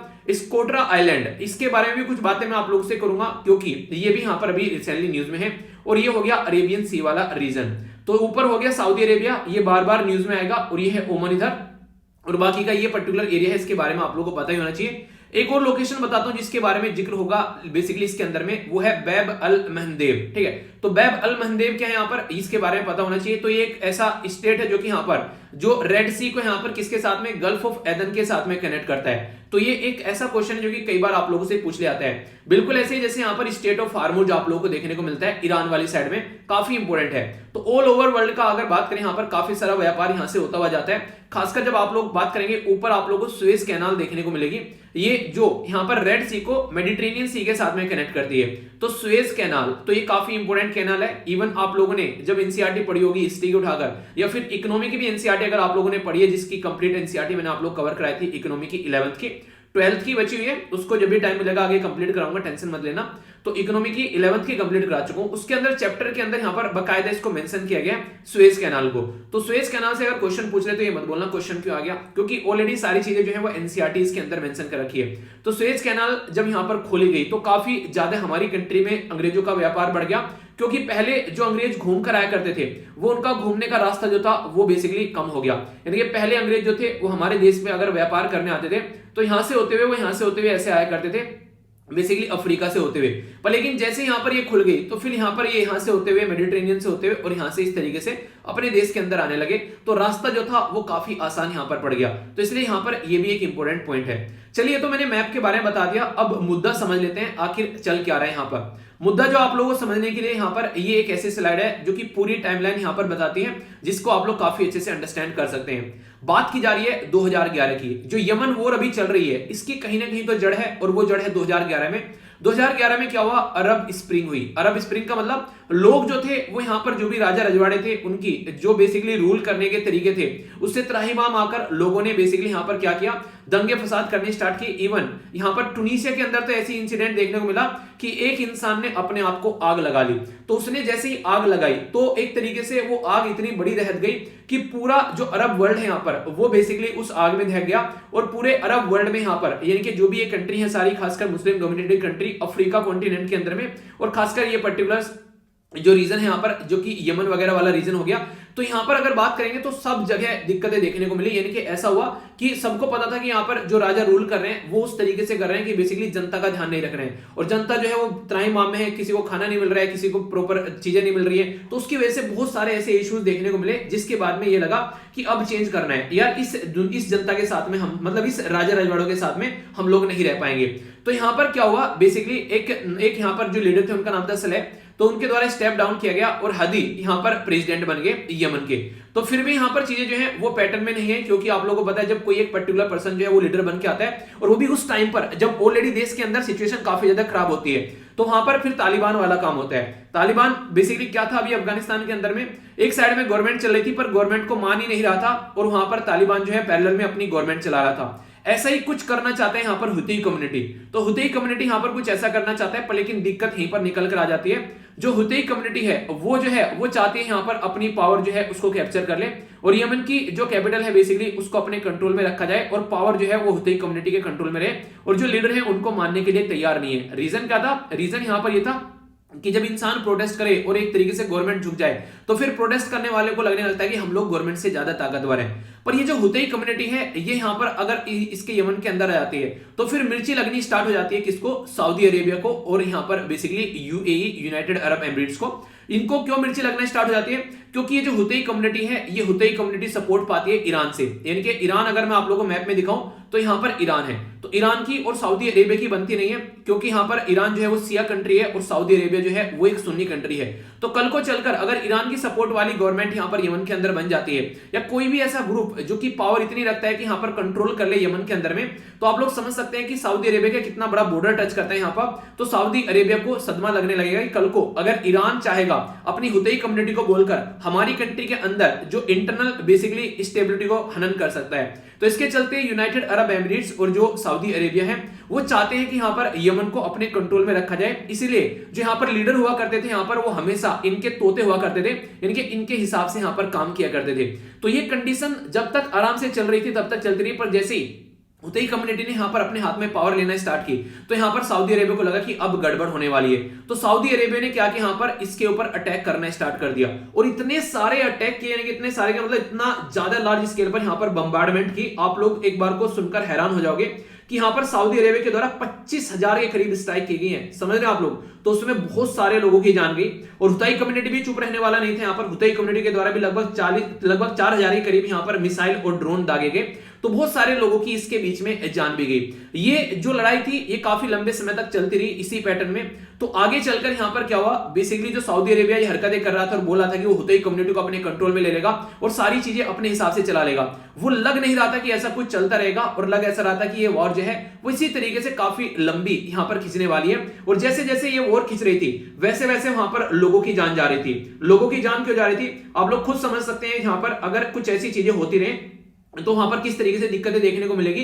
ये माना गया कि इस पर्टिकुलर मुद्दे के अंदर में जहां पर ये बम्बार्डमेंट दोनों हुतई कम्युनिटी और सऊदी अरेबिया की जो फोर्स थी उनके बीच में चल रहे थे, 3.5 लाख के करीब जो लोग यहाँ पर 3.5 लाख के करीब जो लोग यहाँ पर अगर बात करें वो यहाँ पर मर गए बम्बार्डमेंट की वजह से नहीं। इंटरेस्टिंग चीज आप लोगों को जानने को मिलेगी, इंटरेस्टिंग क्या हैरान करने वाली है कि वो जो लोग हैं यहाँ पर वो खाने की वजह से उनको फूड नहीं मिला, वो लोग जो है यहाँ पर पानी की वजह से उनको क्लीन पानी नहीं मिला पीने का, वो लोग जो है उनको हेल्थ की सर्विस नहीं मिली, तो उसकी वजह से लगभग 3.5 लाख के करीब लोगों की जान चली गई। आप लोग समझ रहे हैं जिस देश में आप लोग रह रहे हैं आज के डेट में भाई साहब बहुत ही शांति प्रिय एक एरिया में आप लोग रहते हैं जहां पर आप लोग जरा सी देर में अपने हिसाब से कुछ भी बोल देते हैं किसी को उठाकर। सोचो यहाँ पर भूख की वजह से यहाँ पर लोगों की जान चली गई है, ठीक है। तो काफी बड़ी यहाँ पर ये कंडीशन आप लोगों को देखने को मिली।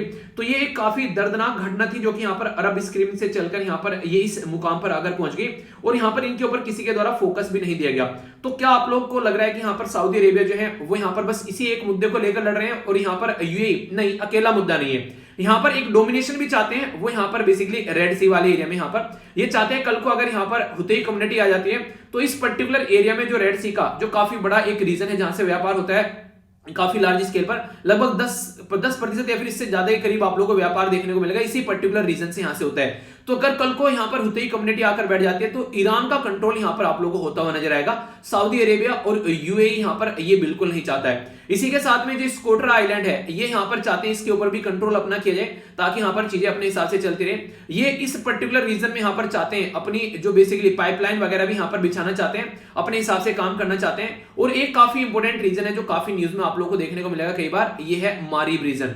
मारीब रीजन है यहाँ पर ये काफी ज्यादा एक रिसोर्स युक्त रीजन आप लोगों को देखने को मिलेगा, यानी कि कई सारे यहाँ पर जो खनिज लवण आप लोगों को देखने को मिल जाएंगे जो कि सना कैपिटल से थोड़ा सा साइड में आप लोगों को नजर आएगा।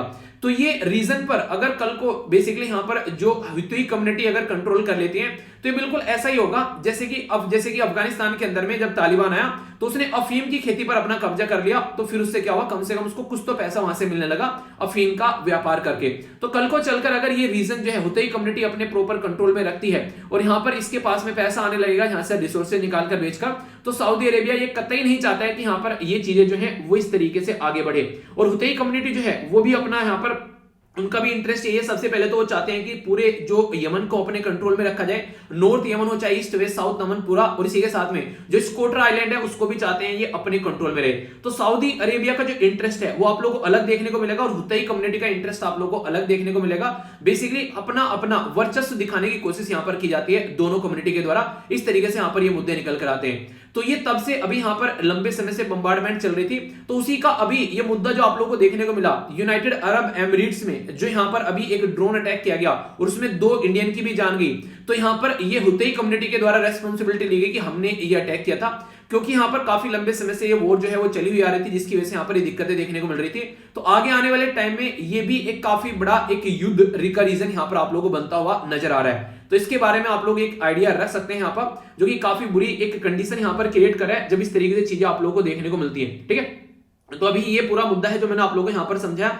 तो इसके चलते काफी सारे लोग जो है भुखमरी का शिकार हो रहे हैं, काफी सारे इश्यूज आप लोग यहां पर देखने को मिल रहे हैं। तो सऊदी अरेबिया और यूएई क्या चाहते हैं यहां पर, यमन के अंदर कौन पावर चाहता है, ईरान को लेकर यहां पर क्यों टेंशन में, तो एक एक पॉइंट मैंने आप लोगों को यहां पर क्लियर करा दिया। पॉइंट के साथ में जो मैंने मैप्स आप लोगों को दिखाया यहां पर, जैसे यहां पर ये महरीब रीजन हो गया, ठीक है, यहां पर इसकी कैपिटल होगी यहां पर ये सना, ये इधर रेड सी हो गया, ये एरिया आप लोग जरूर याद रखेगा, ये स्कोट्रा आइलैंड हो गया, यहां पर जिबूती आप लोगों को देखने को मिलेगा, क्योंकि इनसे डायरेक्ट आप लोग क्वेश्चन एग्जाम में बन सकते हैं। ठीक है, यहां पर कौन कौन किसको कनेक्ट करते हैं, यहां पर बब अल मंदेब यहां पर क्यों न्यूज में, अगर यहां पर कंट्रोल हो जाता है तो काफी सारा व्यापार अपने हिसाब से यहां पर ये कंट्रोल कर सकते हैं। तो ये सारी बेसिक चीजें भी आप लोगों को यहां पर पता होनी चाहिए। ठीक है, तो कोई भी डाउट आप लोगों को नहीं होना चाहिए। अगर फिर भी कोई डाउट होगा तो बताइएगा जरूर, आगे जब भी टाइम मिलेगा उसको भी कवर कर लेंगे। ओके, अब न्यूज एनालिसिस के बारे में बात करेंगे। कई इंपोर्टेंट पॉइंट मैंने आप लोगों को बोला था, जैसे कि यहां पर आप लोगों को देखने को मिलेगा कोविड-19 के केस जो है फिर से एक काफी बड़ा आंकड़ा पकड़ गए हैं। तो यार अपना ध्यान रखिए सेहत का, वरना बहुत बड़ी दिक्कत आप लोगों को देखने को मिलने वाली है। अभी फिलहाल से केसेस जो है बहुत ज्यादा बढ़ रहे हैं, तो वैक्सीनेशन अपना कंप्लीट करा लीजिए। किस किस के द्वारा वैक्सीनेशन कंप्लीट कराया गया है बताइए। आप लोगों को बिल्कुल भी लापरवाही यहां पर नहीं बरतनी चाहिए। कई सारे बूस्टर डोज भी ले रहे हैं, अगर आप लोगों को लगता है बूस्टर डोज मिल रहा है तो आप लोग जरूर लीजिए। बाकी का अपना ध्यान रखिए, अपने परिवार का ध्यान रखिए। अभी हमारी कंट्री के प्राइम मिनिस्टर साहब के द्वारा बोला गया कि focus on the right made India week, यानी कि हमारे देश को कमजोर बनाएगा अगर राइट पर फोकस करेंगे। अभी कई सारा डिबेट चल रहा है कि सेंट्रल गवर्नमेंट ये बोल रही है बार बार, ये मिनिस्टर कई सारे बोल रहे हैं कि हम लोग को फंडामेंटल राइट से ज्यादा फोकस जो है वो यहां पर फंडामेंटल ड्यूटीज पर देना चाहिए। ठीक है, पर लेकिन रियलिटी में अगर आप लोग बात करेंगे संविधान के अंदर बेसिकली ओरिजिनली जब हमारे देश में बात करेंगे तो फंडामेंटल राइट को रखा गया था। फंडामेंटल ड्यूटी जो है वो हमारे ऊपर फोर्स की गई, एक तरीके से ऐसा बोला जाता है कई बार, और वो भी कब वो की गई थी यहां पर, कब 1976 में, उस टाइम पर जब देश के अंदर इमरजेंसी लगी हुई थी, तो उस टाइम पर संविधान में संशोधन किया गया था। और आप लोगों को पता है directive principle of state policy है यहां पर किसमें, पार्ट 4 के अंदर में। तो पार्ट 4 के अंदर में यहां पर बात करें तो आगे चलकर जो 51वां आर्टिकल है उसके अंदर ए ऐड किया गया, जिसके तहत हमारे देश में फंडामेंटल ड्यूटीज को ऐड किया गया। तो फंडामेंटल ड्यूटीज जो आप लोगों को यहां पर देखने को मिल रही है, ये यहां पर एक तरीके से फोर्स की गई है लोगों के ऊपर, और ओरिजिनली तो हमारे पास में राइट थे, और उन्हीं अधिकारों को यहां पर बेसिकली बोला जाता है कि हम लोग को ढंग से यूटिलाइज करने के लिए बार बार बोला जाता है। ये मैं ये नहीं बोला कि फंडामेंटल ड्यूटीज नहीं होनी चाहिए, होनी चाहिए, पर लेकिन यहां पर फंडामेंटल ड्यूटी जो है वो एक वॉलेंटरी ड्यूटी होती है, एक सिटीजन को अपने हिसाब से फॉलो करनी चाहिए। पर जो राइट है वो यहां पर इसलिए मिले हुए हैं ताकि जो गवर्नमेंट जो है वो अपनी मनमानी न चला सके, और बेसिकली संविधान में राइट पर इसीलिए सबसे ज्यादा फोकस किया गया।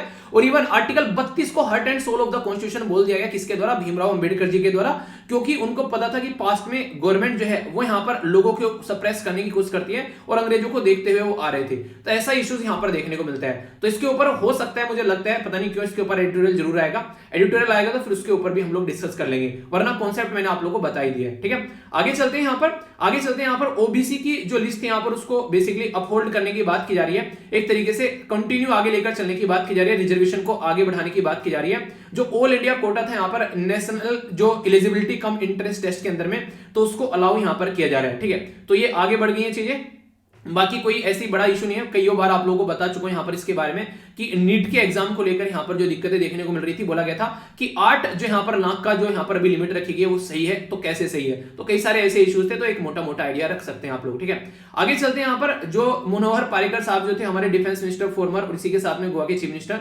उनके बेटे को इंक्लूड नहीं किया गया गोवा के जो यहां पर लिस्ट में हम लोग बात करें। ये मैंने इसलिए डाला, बेसिकली मैंने आप लोगों को बोला था कि गोवा के बारे में बेसिक इन्फॉर्मेशन आप लोगों के साथ में शेयर करूंगा। ठीक है, तो वो बेसिक इन्फॉर्मेशन जो है मैं या तो संडे में या फिर सैटरडे में आप लोगों को बताऊंगा, याद रखिएगा उसके बारे में। मैंने ऑलरेडी उसके ऊपर पीपीटी तैयार कर रखी है, क्योंकि इलेक्शन गोवा के अंदर हो रहे हैं और अभी आप लोगों को पता है 1961 में बेसिकली गोवा जो है वो इंडिपेंडेंट हुआ था और 2021 में यहां पर पूरे 60 साल कंप्लीट हुए थे।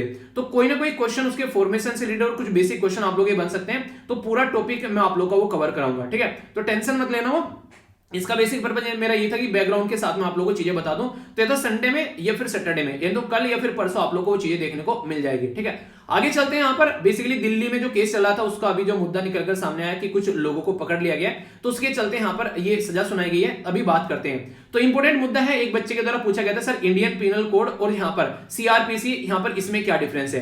पहले तो दोनों के नाम में डिफरेंस आप लोगों को पता होना चाहिए। इंडियन पिनल कोड बोलते हैं इसको बेसिकली आईपीसी को, भारतीय दंड संहिता, और यहाँ पर इसको बोलते हैं सीआरपीसी यानी कि कोड ऑफ क्रिमिनल प्रोसीजर, यानी कि एक प्रोसीजर फॉलो करने की बात की जा रही है। समझने के लिए एक उदाहरण के तौर पर मैं आप लोगों को समझाता हूं। इंडियन पिनल कोड जो है यहाँ पर ये एक तरीके से प्रॉपर इनके अंदर मेंशन किया हुआ है कि अगर कोई इंसान जो है वो अगर कोई हरकत करता है तो उसको सजा क्या मिलनी चाहिए, यानी कि किसी ने रेप कर दिया उसको ये सजा मिलेगी, मर्डर कर दिया ये सजा मिलेगी, ये सारी बातें जैसे एग्जांपल के तौर पर समझाया गया है। एग्जांपल में बोला गया कि सेक्शन 378 डिफाइन करता है अगर कोई चोरी करता है, ठीक है, तो उसको पनिशमेंट दिया जाएगा ऑफेंस का यहाँ पर इसके तहत, और इसी के साथ में यहाँ पर उसको मतलब एक तरीके से, नहीं मैंने आप लोगों को बताया था सेक्शन 375 के बारे में, आप लोगों को याद होगा 375 था ना शायद आई थिंक, जिसमें रेप के बारे में बात की थी, if I am not wrong, बताइए सही था ना ये। उसमें बोला गया था कि महिला जो है अगर एक तरीके से उसकी एज 15 साल से कम है और उसकी शादी होती है तो एक तरीके से उसको रेप माना जाएगा। तो ये यहां पर लिखा हुआ है बेसिकली आईपीसी के तहत में, ठीक है। पर लेकिन जो कोड ऑफ क्रिमिनल प्रोसीजर क्या है, वो प्रोसीजर फॉलो करता है, मेथड बताता है कि ये जो सजा यहां पर दी जानी है, जो यहां तक पहुंचना है कि उसको ये सजा मिलेगी, उसको पैटर्न फॉलो क्या करना है। मतलब कि इन्वेस्टिगेशन की जाएगी कि हाँ किसी ने यहां पर ये मर्डर किया है, इन्वेस्टिगेशन की जाएगी तो एविडेंस यानी कि सबूत इकट्ठे किए जाएंगे, तो पूरा जो कार्यक्रम किया जाएगा यहां पर वो किया जाएगा कोड ऑफ क्रिमिनल प्रोसीजर के थ्रू, यानी कि ये प्रोसीजर है यहां तक पहुंचने का, इंडियन पिनल कोड तक पहुंचने का ये प्रोसीजर है। यानी कि इंडियन पिनल कोड तो सजा बताते हैं और प्रोसीजर फॉलो कर जो सजा दिलाई जाएगी वो होगा यहां पर कोड ऑफ क्रिमिनल प्रोसीजर। आगे समझ में, मुझे लगता है कि अब आप लोगों के माइंड में डाउट नहीं होगा इसको लेकर, ठीक है। आगे चलते हैं। यहां पर ये एक छोटा सा एक यहां पर आर्टिकल दे रखा है कोने में, पोक्सो एक्ट के बारे में बात की जा रही है, ठीक है। पोक्सो एक्ट जो है मैं आप लोगों को यहां पर एक्सप्लेन करूंगा कल इसको, बेसिकली मैंने इसीलिए आप लोगों को यहां पर बताया क्योंकि यहां पर ये कई बार रिपीटेडली न्यूज में आप लोगों को देखने को मिलता है। तो पोक्सो एक्ट जो है यहां पर ये कई बार न्यूज में आता है, तो डिटेल में इसके ऊपर नोट्स बना रखे हैं मैंने, तो कल आप लोगों को प्रोवाइड करा दूंगा यहां पर, तो डिटेल में आप लोगों को इसके बारे में पता चल जाएगा। बच्चों से रिलेटेड यहां पर ये इश्यूज देखने को मिलते हैं, तो ये भी मैंने नोट डाउन कर लिया है। तो ये कुछ ऐसे पॉइंट है जो मुझे लगा कि आप लोगों के साथ में शेयर करने चाहिए, ठीक है, तो इनको याद रखिएगा आप लोग। बाकी का यहां पर सेंट्रल गवर्नमेंट के द्वारा जो है जो आरटीपीसी जो यहां पर पीसीआर है उसका कैप कर देगा कि इससे ज्यादा पैसे नहीं लेगा कोई भी, और हमारा जो गणतंत्र दिवस है अभी उसकी परेड की तैयारी यहां पर चल रही है, आईटीबीपी शानदार तरीके से परफॉर्मेंस दे रही है। इसी के साथ में यहां पर एक इंपॉर्टेंट मुद्दा ये निकल कर आया, इन्वायरमेंट मिनिस्ट्री के बारे में आप लोग याद रखिएगा। इन्वायरमेंट मिनिस्ट्री ने ये बोला कि स्टेट को रैंक दी जाएगी किस बेस पर, कि जब यहां पर कोई प्रोजेक्ट जाता है इंफ्रास्ट्रक्चर का यानी कि ढांचागत कोई इंप्रूवमेंट करने की बात की जाती है, तो कितनी जल्दी क्लियरेंस यहां पर मिलता है उस प्रोजेक्ट को। यानी कि मान लीजिए रोड बनानी है तो स्टेट गवर्नमेंट से पूछा गया कि क्लियरेंस दो, तो उन्होंने तुरंत क्लियरेंस दे दिया। तो यहां पर बात की जा रही है कि स्टेट इन्वायरमेंट इंपैक्ट असेसमेंट जो है एजेंसी वो फटाफट क्लियरेंस करके दे, तो ये वाली बातें की गई, तो उसके बेस पर यहां पर उनकी रैंक तैयार की जाएगी। जो यहां पर जो भी यहां पर इन्वायरमेंट जो यहां पर प्रोटेक्शन के बारे में बात करते हैं वो सारे इसको लेकर इशू में आगे, क्यों, क्योंकि यहां पर सेंट्रल गवर्नमेंट चाहती है फटाफट क्लियरेंस मिले, तो वो वाला इशू निकल कर आ रहा है। क्योंकि जब बात करते हैं इन्वायरमेंट इंपैक्ट असेसमेंट के बारे में, तो यहां पर ये अर्थ साइंस, इसी के साथ में सोशल साइंस और यहां पर लाइफ साइंस, यानी कि क्या जमीन पे क्यों पानी, हवा, मिट्टी, ये सारी कल्चर, हेरिटेज, ह्यूमन, लैंडस्केप या एक्वेटिक इकोलॉजी या टेरेस्ट्रियल इकोलॉजी, यानी कि सबको काउंट करके एक असेसमेंट किया था कि कोई प्रोजेक्ट अगर लगाया जाता है तो उससे कोई दिक्कत तो नहीं देखने को मिल रही है, तो उसके बेस पर काम आगे चलता है, और अगर उसमें कोई दिक्कत देखने को मिलती है तो फिर बोलता है कि इसको यहीं पर ही रोक दो। तो ये इशू निकल कर यहां पर आते हैं, ठीक है। ब्रह्मोस मिसाइल के बारे में बात की जा रही है, रसिया और इंडिया का ये एक मिक्स वर्जन आप लोगों को देखने को मिलेगा ब्रह्मोस। तो ब्रह्मोस जो है अभी आप लोगों ने देखा कि ब्रह्मोस को हम लोगों ने बेचने की भी बात की गई, यहाँ पर कई सारी कंट्री ने, यहाँ पर फिलीपीन जो है वो यहाँ पर भी सामने निकल कर आई, उसने बोला कि हम लोग जो है वो ब्रह्मोस खरीदने वाले हैं, तो ये काफी इंपॉर्टेंट था हमारे लिए। तो ये ब्रह्मोस जो है हम अभी क्या कर रहे हैं, इस ब्रह्मोस को हम लोग आगे लेकर चले काफी अच्छे लेवल पर, और लोगों को बेचेंगे तो हमारी कंट्री का जो डिफेंस जो एक्सपोर्ट है वो काफी ज्यादा बढ़ता हुआ आप लोग को नजर आएगा। तो इसी के चलते यहाँ पर ये रिसेंटली अभी न्यूज में, क्योंकि ब्रह्मोस मिसाइल जो है उसको आगे लेकर चलने की जब हम लोग बात कर रहे हैं, तो हम जो है इसको एक और ज्यादा इसको हम लोग बढ़ा रहे हैं, जिसके चलते यहाँ पर ये देखने को मिल रहा है कि इसकी रेंज अभी बढ़ा जाएगी यहाँ पर, ठीक है। तो रेंज बढ़ जाएगी, इससे क्या होगा, आने वाले टाइम में हम लोग और अच्छे लेवल पर इसको बेच पाएंगे। एक पर्टिकुलर ग्रुप है जिसको बोलते हैं एमटीसीआर, एमटीसीआर के बारे में आप लोग याद रखिएगा। MTCR क्या है बेसिकली, इसको बोलते हैं मिसाइल टेक्नोलॉजी कंट्रोल रिजीम। तो उसके तहत यहां पर 35 कंट्री है और इंडिया भी यहां पर इसका पार्ट बन चुका है। तो उसका पार्ट बनने के बाद में यहां पर क्या होता है, आप लोग चीजों को आगे इंप्रूव करके चल सकते हो। याद रखिएगा MTCR जो है ये 1987 में बनाया गया था और यहां पर जब बनाया गया था यहां पर तो G7 कंट्रीज के द्वारा बनाया गया था, यानी कि USA, UK, France, Germany, Canada, Italy और जापान, इनके द्वारा यहां पर बनाया गया था। ठीक है, अब कहोगे तो टाइम लगेगा, तो मैं आप लोगों को SLV PDF पर इसके नोट्स भी प्रोवाइड करा दूंगा, टेंशन मत लेना, वहां पर चीजें आप लोगों को प्रोवाइड कराऊंगा। अभी थोड़ा सा टाइम लगेगा, अभी आगे चलकर बहुत सारी चीजें आप लोगों को वहां पर देखने को मिलने वाली है, जैसा मैंने आप लोगों को प्रॉमिस भी किया था। तो इसकी रेंज बढ़ाने की बात की जा रही है, तो आगे आने वाले टाइम में और अच्छा हमारा डिफेंस का जो एक के तरीके से एक्सपोर्ट होता हुआ नजर आएगा। इंडिया की ब्रह्मपुत्रा और रशिया की मॉस्को रिवर यहां पर मिलकर काम करती है, जिनके नाम पर नाम रखा गया, और DRDO हमारी कंट्री की और NPOM ये रशिया की। कुछ दिनों पहले याद होगा ना, मैंने डिटेल में आर्टिकल डिस्कस किया था, वहां पर भी नोट्स मैंने प्रोवाइड कराए थे आप लोगों को। ठीक है, तो फिर से प्रोवाइड करा दूंगा, टेंशन मत लेना, अच्छे से आप लोग पढ़ाई करते रहिए। ठीक है, इंपोर्टेंट पर्सनैलिटी यहाँ पर नाम याद रखिएगा, यहाँ पर इनका नाम है यहाँ पर S रंगनाथन। ठीक है, तो रिसेंटली अभी हमारे बीच में नहीं रहे, तो फॉर्मर सुप्रीम कोर्ट के जज थे। ठीक है, तो रिटायर हुए थे सर्विस से, उसके बाद में एक संस्कृत के स्कॉलर भी थे, काफी अच्छे ज्ञाता संस्कृत के। ओके, यहाँ पर आप लोग याद रखिएगा, ये बेसिकली याद के रखिएगा, इनको अटेम्प्ट कीजिएगा, आप लोग काफी कुछ नया सीखने को मिलेगा और माइंड भी स्टेबल होगा। डेली कोशिश क्या करो सुडोकू को फिल करने की। ठीक है, बाकी यहाँ पर ये मैंने आप लोगों को समझा दिया कि UAE के बारे में क्या मुद्दा भी चल रहा है हुतई कम्युनिटी का। और यहाँ पर जो बात करेंगे, यहाँ पर बात की जा रही है अभी रसिया जो यूक्रेन को लेकर मुद्दा, तो ये अभी यहाँ पर यूएसए जो है वो वार्न कर रहा है रशिया को कि यूक्रेन को इन्वेड न करे। यूक्रेन को इन्वेड करने की क्यों बात कर रहा है रशिया, क्योंकि इसको ये नेटो का पार्ट बनाने की कोशिश कर रहे हैं, और यूएसए ने बोला था कि नेटो को आगे एक्सटेंड नहीं किया जाएगा।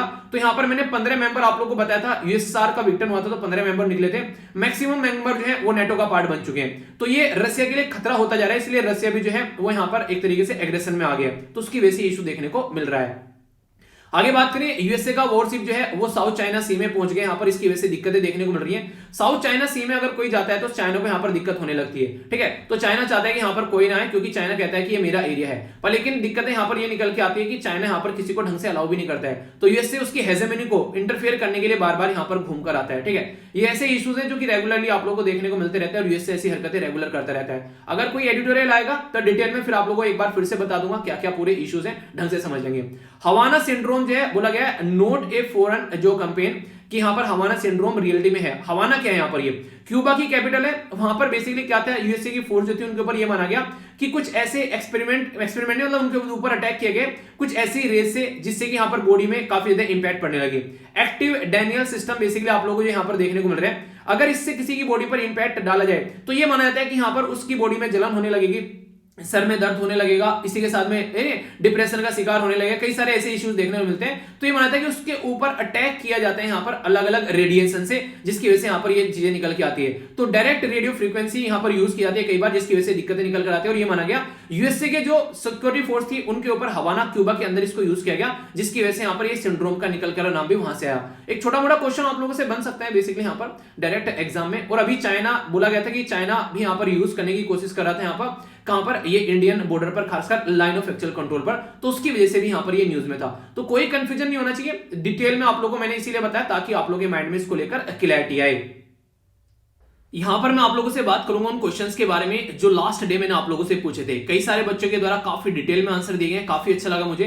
इनके आंसर बताता हूं, फिर बताऊंगा आज मैंने किसका नाम लिया यहाँ पर जो कि एसएलवी कमांडो बने हैं आज के। तो यहाँ पर इंटरनेशनल वुमेन्स डे के बारे में मैंने आप लोगों से बात की थी, तो ये किस डे में सेलिब्रेट किया जाता है, 8 मार्च, 8 अप्रैल, 13 मई या फिर 5 जून। तो सही आंसर क्या था इसका, सही आंसर था यहाँ पर ए, यानी कि 8 मार्च को। न्यूज में क्यों था यहाँ पर, न्यूज में इसलिए था हमारी कंट्री में अभी हम लोगों ने बात की थी नारी शक्ति पुरस्कार के बारे में। तो नारी शक्ति पुरस्कार के लिए अभी यहाँ पर पोर्टल जो है वो ओपन किया गया कि किसी पर्टिकुलर पर्सन को जो भी यहाँ पर बेसिकली फील्ड में कनेक्टेड है, यहाँ पर कोई पर्टिकुलर इंडिविजुअल पर्सन अगर बात करें या फिर कोई इंस्टीट्यूशन, तो उसके लिए यहाँ पर एलिजिबिलिटी क्राइटेरिया मैंने आप लोगों को बताया था कि 25 साल यहाँ पर देखने को मिला उसकी एज होनी चाहिए, या फिर कोई इंस्टीट्यूशन 5 साल से उस फील्ड में काम कर रहा हो। ये यहाँ पर जो स्टार्ट किया गया था मैंने आप लोगों को बताया था, ये यहाँ पर हमारी कंट्री में हाईएस्ट सिविलियन ओनर है वुमेन को अगर बात करें इस पर्टिकुलर फील्ड में। प्रेसिडेंट ऑफ इंडिया जो कि हमारी कंट्री में आज के डेट में है, कौन है पता होगा ना या फिर ये भी छोटी छोटी बातें कम से कम याद रखा करो, ठीक है।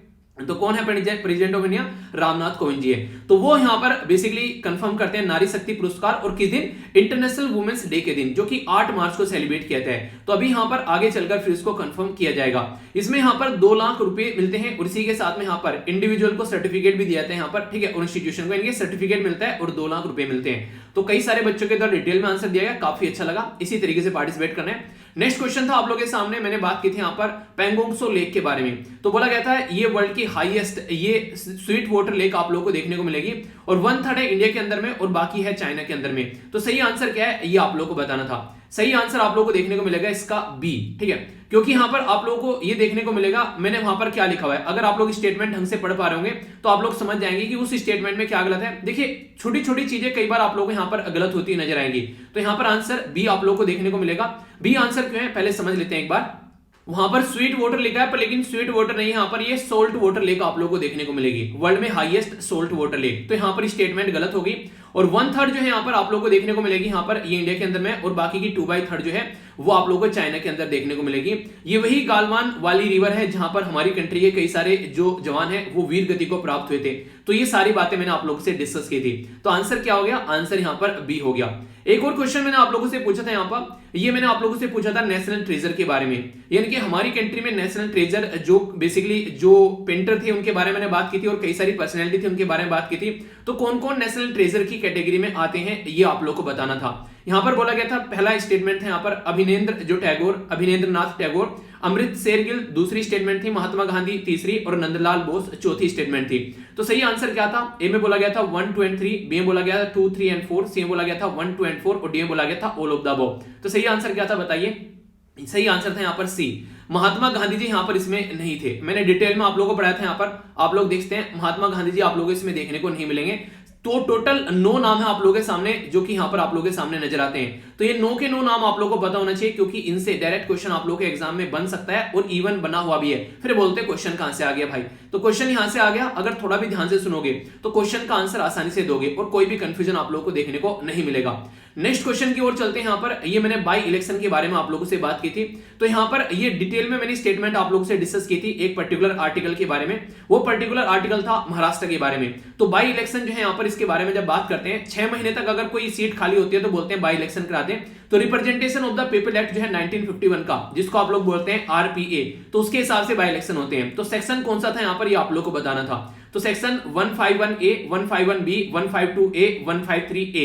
तो सही आंसर क्या था, तो सही आंसर है इसका ए, ठीक है। तो सेक्शन 151A है representation of the people act, वो बोलता है कि आप लोगों को यहां पर बाई इलेक्शन कराने पड़ेंगे अगर 6 महीने तक यहां पर पोस्ट जो है वो खाली रहती है, ठीक है। किसी की डेथ हो गई, किसी का रेजिग्नेशन हो गया, उसके ऊपर कोई आरोप लग गया, उसको छोड़ना पड़ गया, जेल में चला गया, ठीक है। तो ये सारे मुद्दे आप लोगों को देखने को मिलेंगे। तो ये आर्टिकल था काफी इंटरेस्टिंग जो मैंने आप लोगों से डिटेल में डिस्कस किया था। तो अच्छा लगता है जब आप लोग इस तरीके से पार्टिसिपेट करते हो। तो यहाँ पर आज के जैसलवी कमांडो है, यहाँ पर उनका नाम है यहाँ पर हर्षिता। तो इनके द्वारा काफी डिटेल में आंसर दिए गए। मैंने पूछा था कहां कहां पर इलेक्शन है, तो गोवा, उत्तर प्रदेश, उत्तराखंड, मणिपुर और पंजाब के अंदर देखने को मिलेंगे।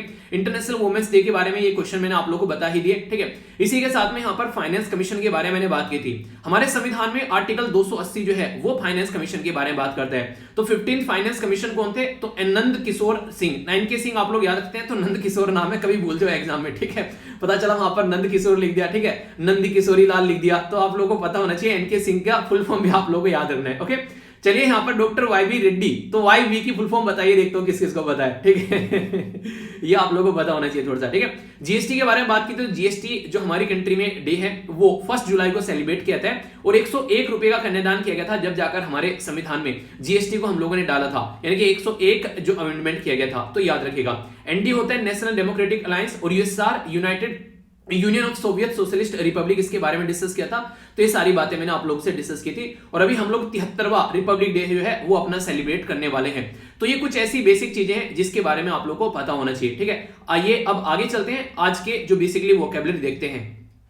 ये 5 शब्द आज आप लोग की डिक्शनरी में अगर आप लोग ऐड करोगे तो काफी कुछ आप लोगों को जानने को मिलेगा और इनके ऊपर जो सेंटेंस फॉर्म कर रहे हैं उनको सैल्यूट है। कुछ बच्चे ऐसे जो रेगुलर सेंटेंस बना रहे हैं और कुछ ऐसे भी हैं जो गलत बना रहे हैं, पर लेकिन शर्मा नहीं रहे। अच्छी बात यह है कि वो प्रैक्टिस कर रहे हैं। यार यहाँ पर ना आप लोग प्रैक्टिस करने आए हो, परफेक्शन नहीं दिखाना है आप लोगों को यहाँ पर कि बिल्कुल एकदम सही होनी चाहिए सारी चीज, नहीं। गलती हो रही है तो सही करो ना यार, माँ के पेट से कोई सीख के नहीं आता मेरे भाई। आप लोग इनको प्रैक्टिस तो करो इनको, फिर बोलोगे कि सर प्रैक्टिस तो करते हैं पर कभी कभी करते हैं, कभी कभी नहीं करनी है, ठीक है। ऐसा होता है कि आप लोग एक दिन सोना भूल के देखो, एक दिन ना अगले दिन आपको कहते नानी याद आ जाए, तो प्रॉपर पैटर्न में चीजों को फॉलो करके आप लोगों को चलना है। तो वोकैबुलरी क्या है, बात की जा रही है एम्पैथेटिक। एम्पैथेटिक होता है बेसिकली सहानुभूति, ठीक है, तो सहानुभूति दिखाना एक तरीके से आप लोग बोलते हैं ना, ठीक है। तो एक तरीके से यहां पर याद रखते हैं कि एबिलिटी टू अंडरस्टैंड और शेयर द फीलिंग सामने वाले की। तब सहानुभूति कब दिखाएंगे आप लोग, जब सामने वाले की फीलिंग समझेंगे, हाँ यार सामने वाले को दिक्कत हो रही है यार, उसको प्रॉब्लम हो रही है। और आप लोग वो कब समझेंगे, वो तब समझेंगे जब आप लोग उस फेज से होकर गुजरे हो। उन्हें कहते हैं कोई प्रेग्नेंट वुमेन जब बच्चा देती है, अगर कोई मेल यानी कि इंसान यानी कि पुरुष बोले कि मैं इसका दर्द समझ सकता हूं, नहीं समझ सकते भाई। एक प्रेग्नेंट वुमेन ही प्रेग्नेंट वुमेन का दर्द समझ सकती है, क्योंकि ये माना जाता है कि जब प्रेग्नेंट वुमेन बच्चे को जन्म देती है, यानी कि एक मां जो होती है जब बच्चे को जन्म देती है तो उसका दूसरा जन्म होता है, ठीक है। तो यहां पर ये देखने को मिलेगा। इसी के साथ में बात की जा रही है जंक्चर के बारे में, तो एक तरीके से अवसर आप लोग बोल सकते हैं। तो यहां पर एक कोई पर्टिकुलर इवेंट, कोई टाइम, अवसर जहां पर आप लोगों को देखने को मिले। प्रोपेल्ड का मतलब होता है चालित, ड्राइव करना, समथिंग फॉरवर्ड करना, एक तरीके से आगे लेकर चलना, ठीक है। तो ये याद रखिएगा। प्लोरिफरेशन होता है प्रसार करना, चीजों को इंक्रीज करना, ठीक है। तो ये होता है प्लोरिफरेशन। और ल्यूक्रेटिव होता है लाभदायक, या फिर आप लोग बोल सकते हैं कि प्रॉफिट वाला जो चीजें होती है ना, कि काफी ल्यूक्रेटिव डील है, इसको क्रैक कर लेना चाहिए। कई बार आप लोगों ने इसके बारे में सुना होगा। तो ये 5 डेली आप लोगों में बेसिकली यहां पर ये वोकैबुलरी देता हूं। अच्छा लगता है जब आप लोग पार्टिसिपेट करते हैं यार, पार्टिसिपेट जरूर किया करो, इससे मुझे मोटिवेशन मिलता है। और फीडबैक जरूर दिया करो लेक्चर को देखने के बाद में, उससे भी मुझे मोटिवेशन मिलता है जब आप लोग रेगुलरली पार्टिसिपेट करते हो। और अपना डेली का टारगेट जरूर लिखा करो कि आज का टारगेट आप लोगों का क्या है, ताकि शाम तक आप लोग उसको अचीव कर सको। एक एक दिन जिंदगी में आप लोग गिनकर चलना है, ठीक है। तो आप लोग की जिंदगी में तो 20 दिन चले गए, अभी आप लोग की जिंदगी में जो आने वाला टाइम है उसको कैसे आप लोग यूटिलाइज करना चाहते हैं। तो आज से भी अगर स्टार्ट करोगे तो सही मुकाम पर अपने आप को लेकर पहुंच पाओगे। इस लेक्चर की पीडीएफ आप लोग को टेलीग्राम पर मिल जाएगी, और सारी पीडीएफ जो है यहां से जाकर आप लोग डाउनलोड कर सकते हैं। मेरे साथ में ट्विटर, इंस्टाग्राम, अगर फेसबुक पर भी आप लोग हैं तो यहां पर कनेक्ट रह सकते हैं। कई सारी चीजें यहां पर भी मैं शेयर करते रहता हूं, अगर हो तो ही यहां पर जाइएगा, अलग से प्रोफाइल बनाने की कोई जरूरत नहीं है, ठीक है। बाकी आसपास सफाई रखिए, पानी और पौधे पौधों को सेव कीजिए, पॉलिथीन और प्लास्टिक बैग वगैरह बिल्कुल भी यूज नहीं करना है। और अगर लगे इनमें से कोई काम आप लोगों को करना है वीडियो देखने के बाद में, तो आप लोग कर सकते हैं, वरना जोर जबरदस्ती कुछ नहीं है, ठीक है। तो नेक्स्ट लेक्चर मिलता हूं, तब तक अपना ध्यान रखिए। बड़ों को नमस्ते, छोटों को प्यार, छोटी सी लाइफ है एंजॉय करार। मिलता हूं नेक्स्ट लेक्चर में, तब तक के लिए जय हिंद।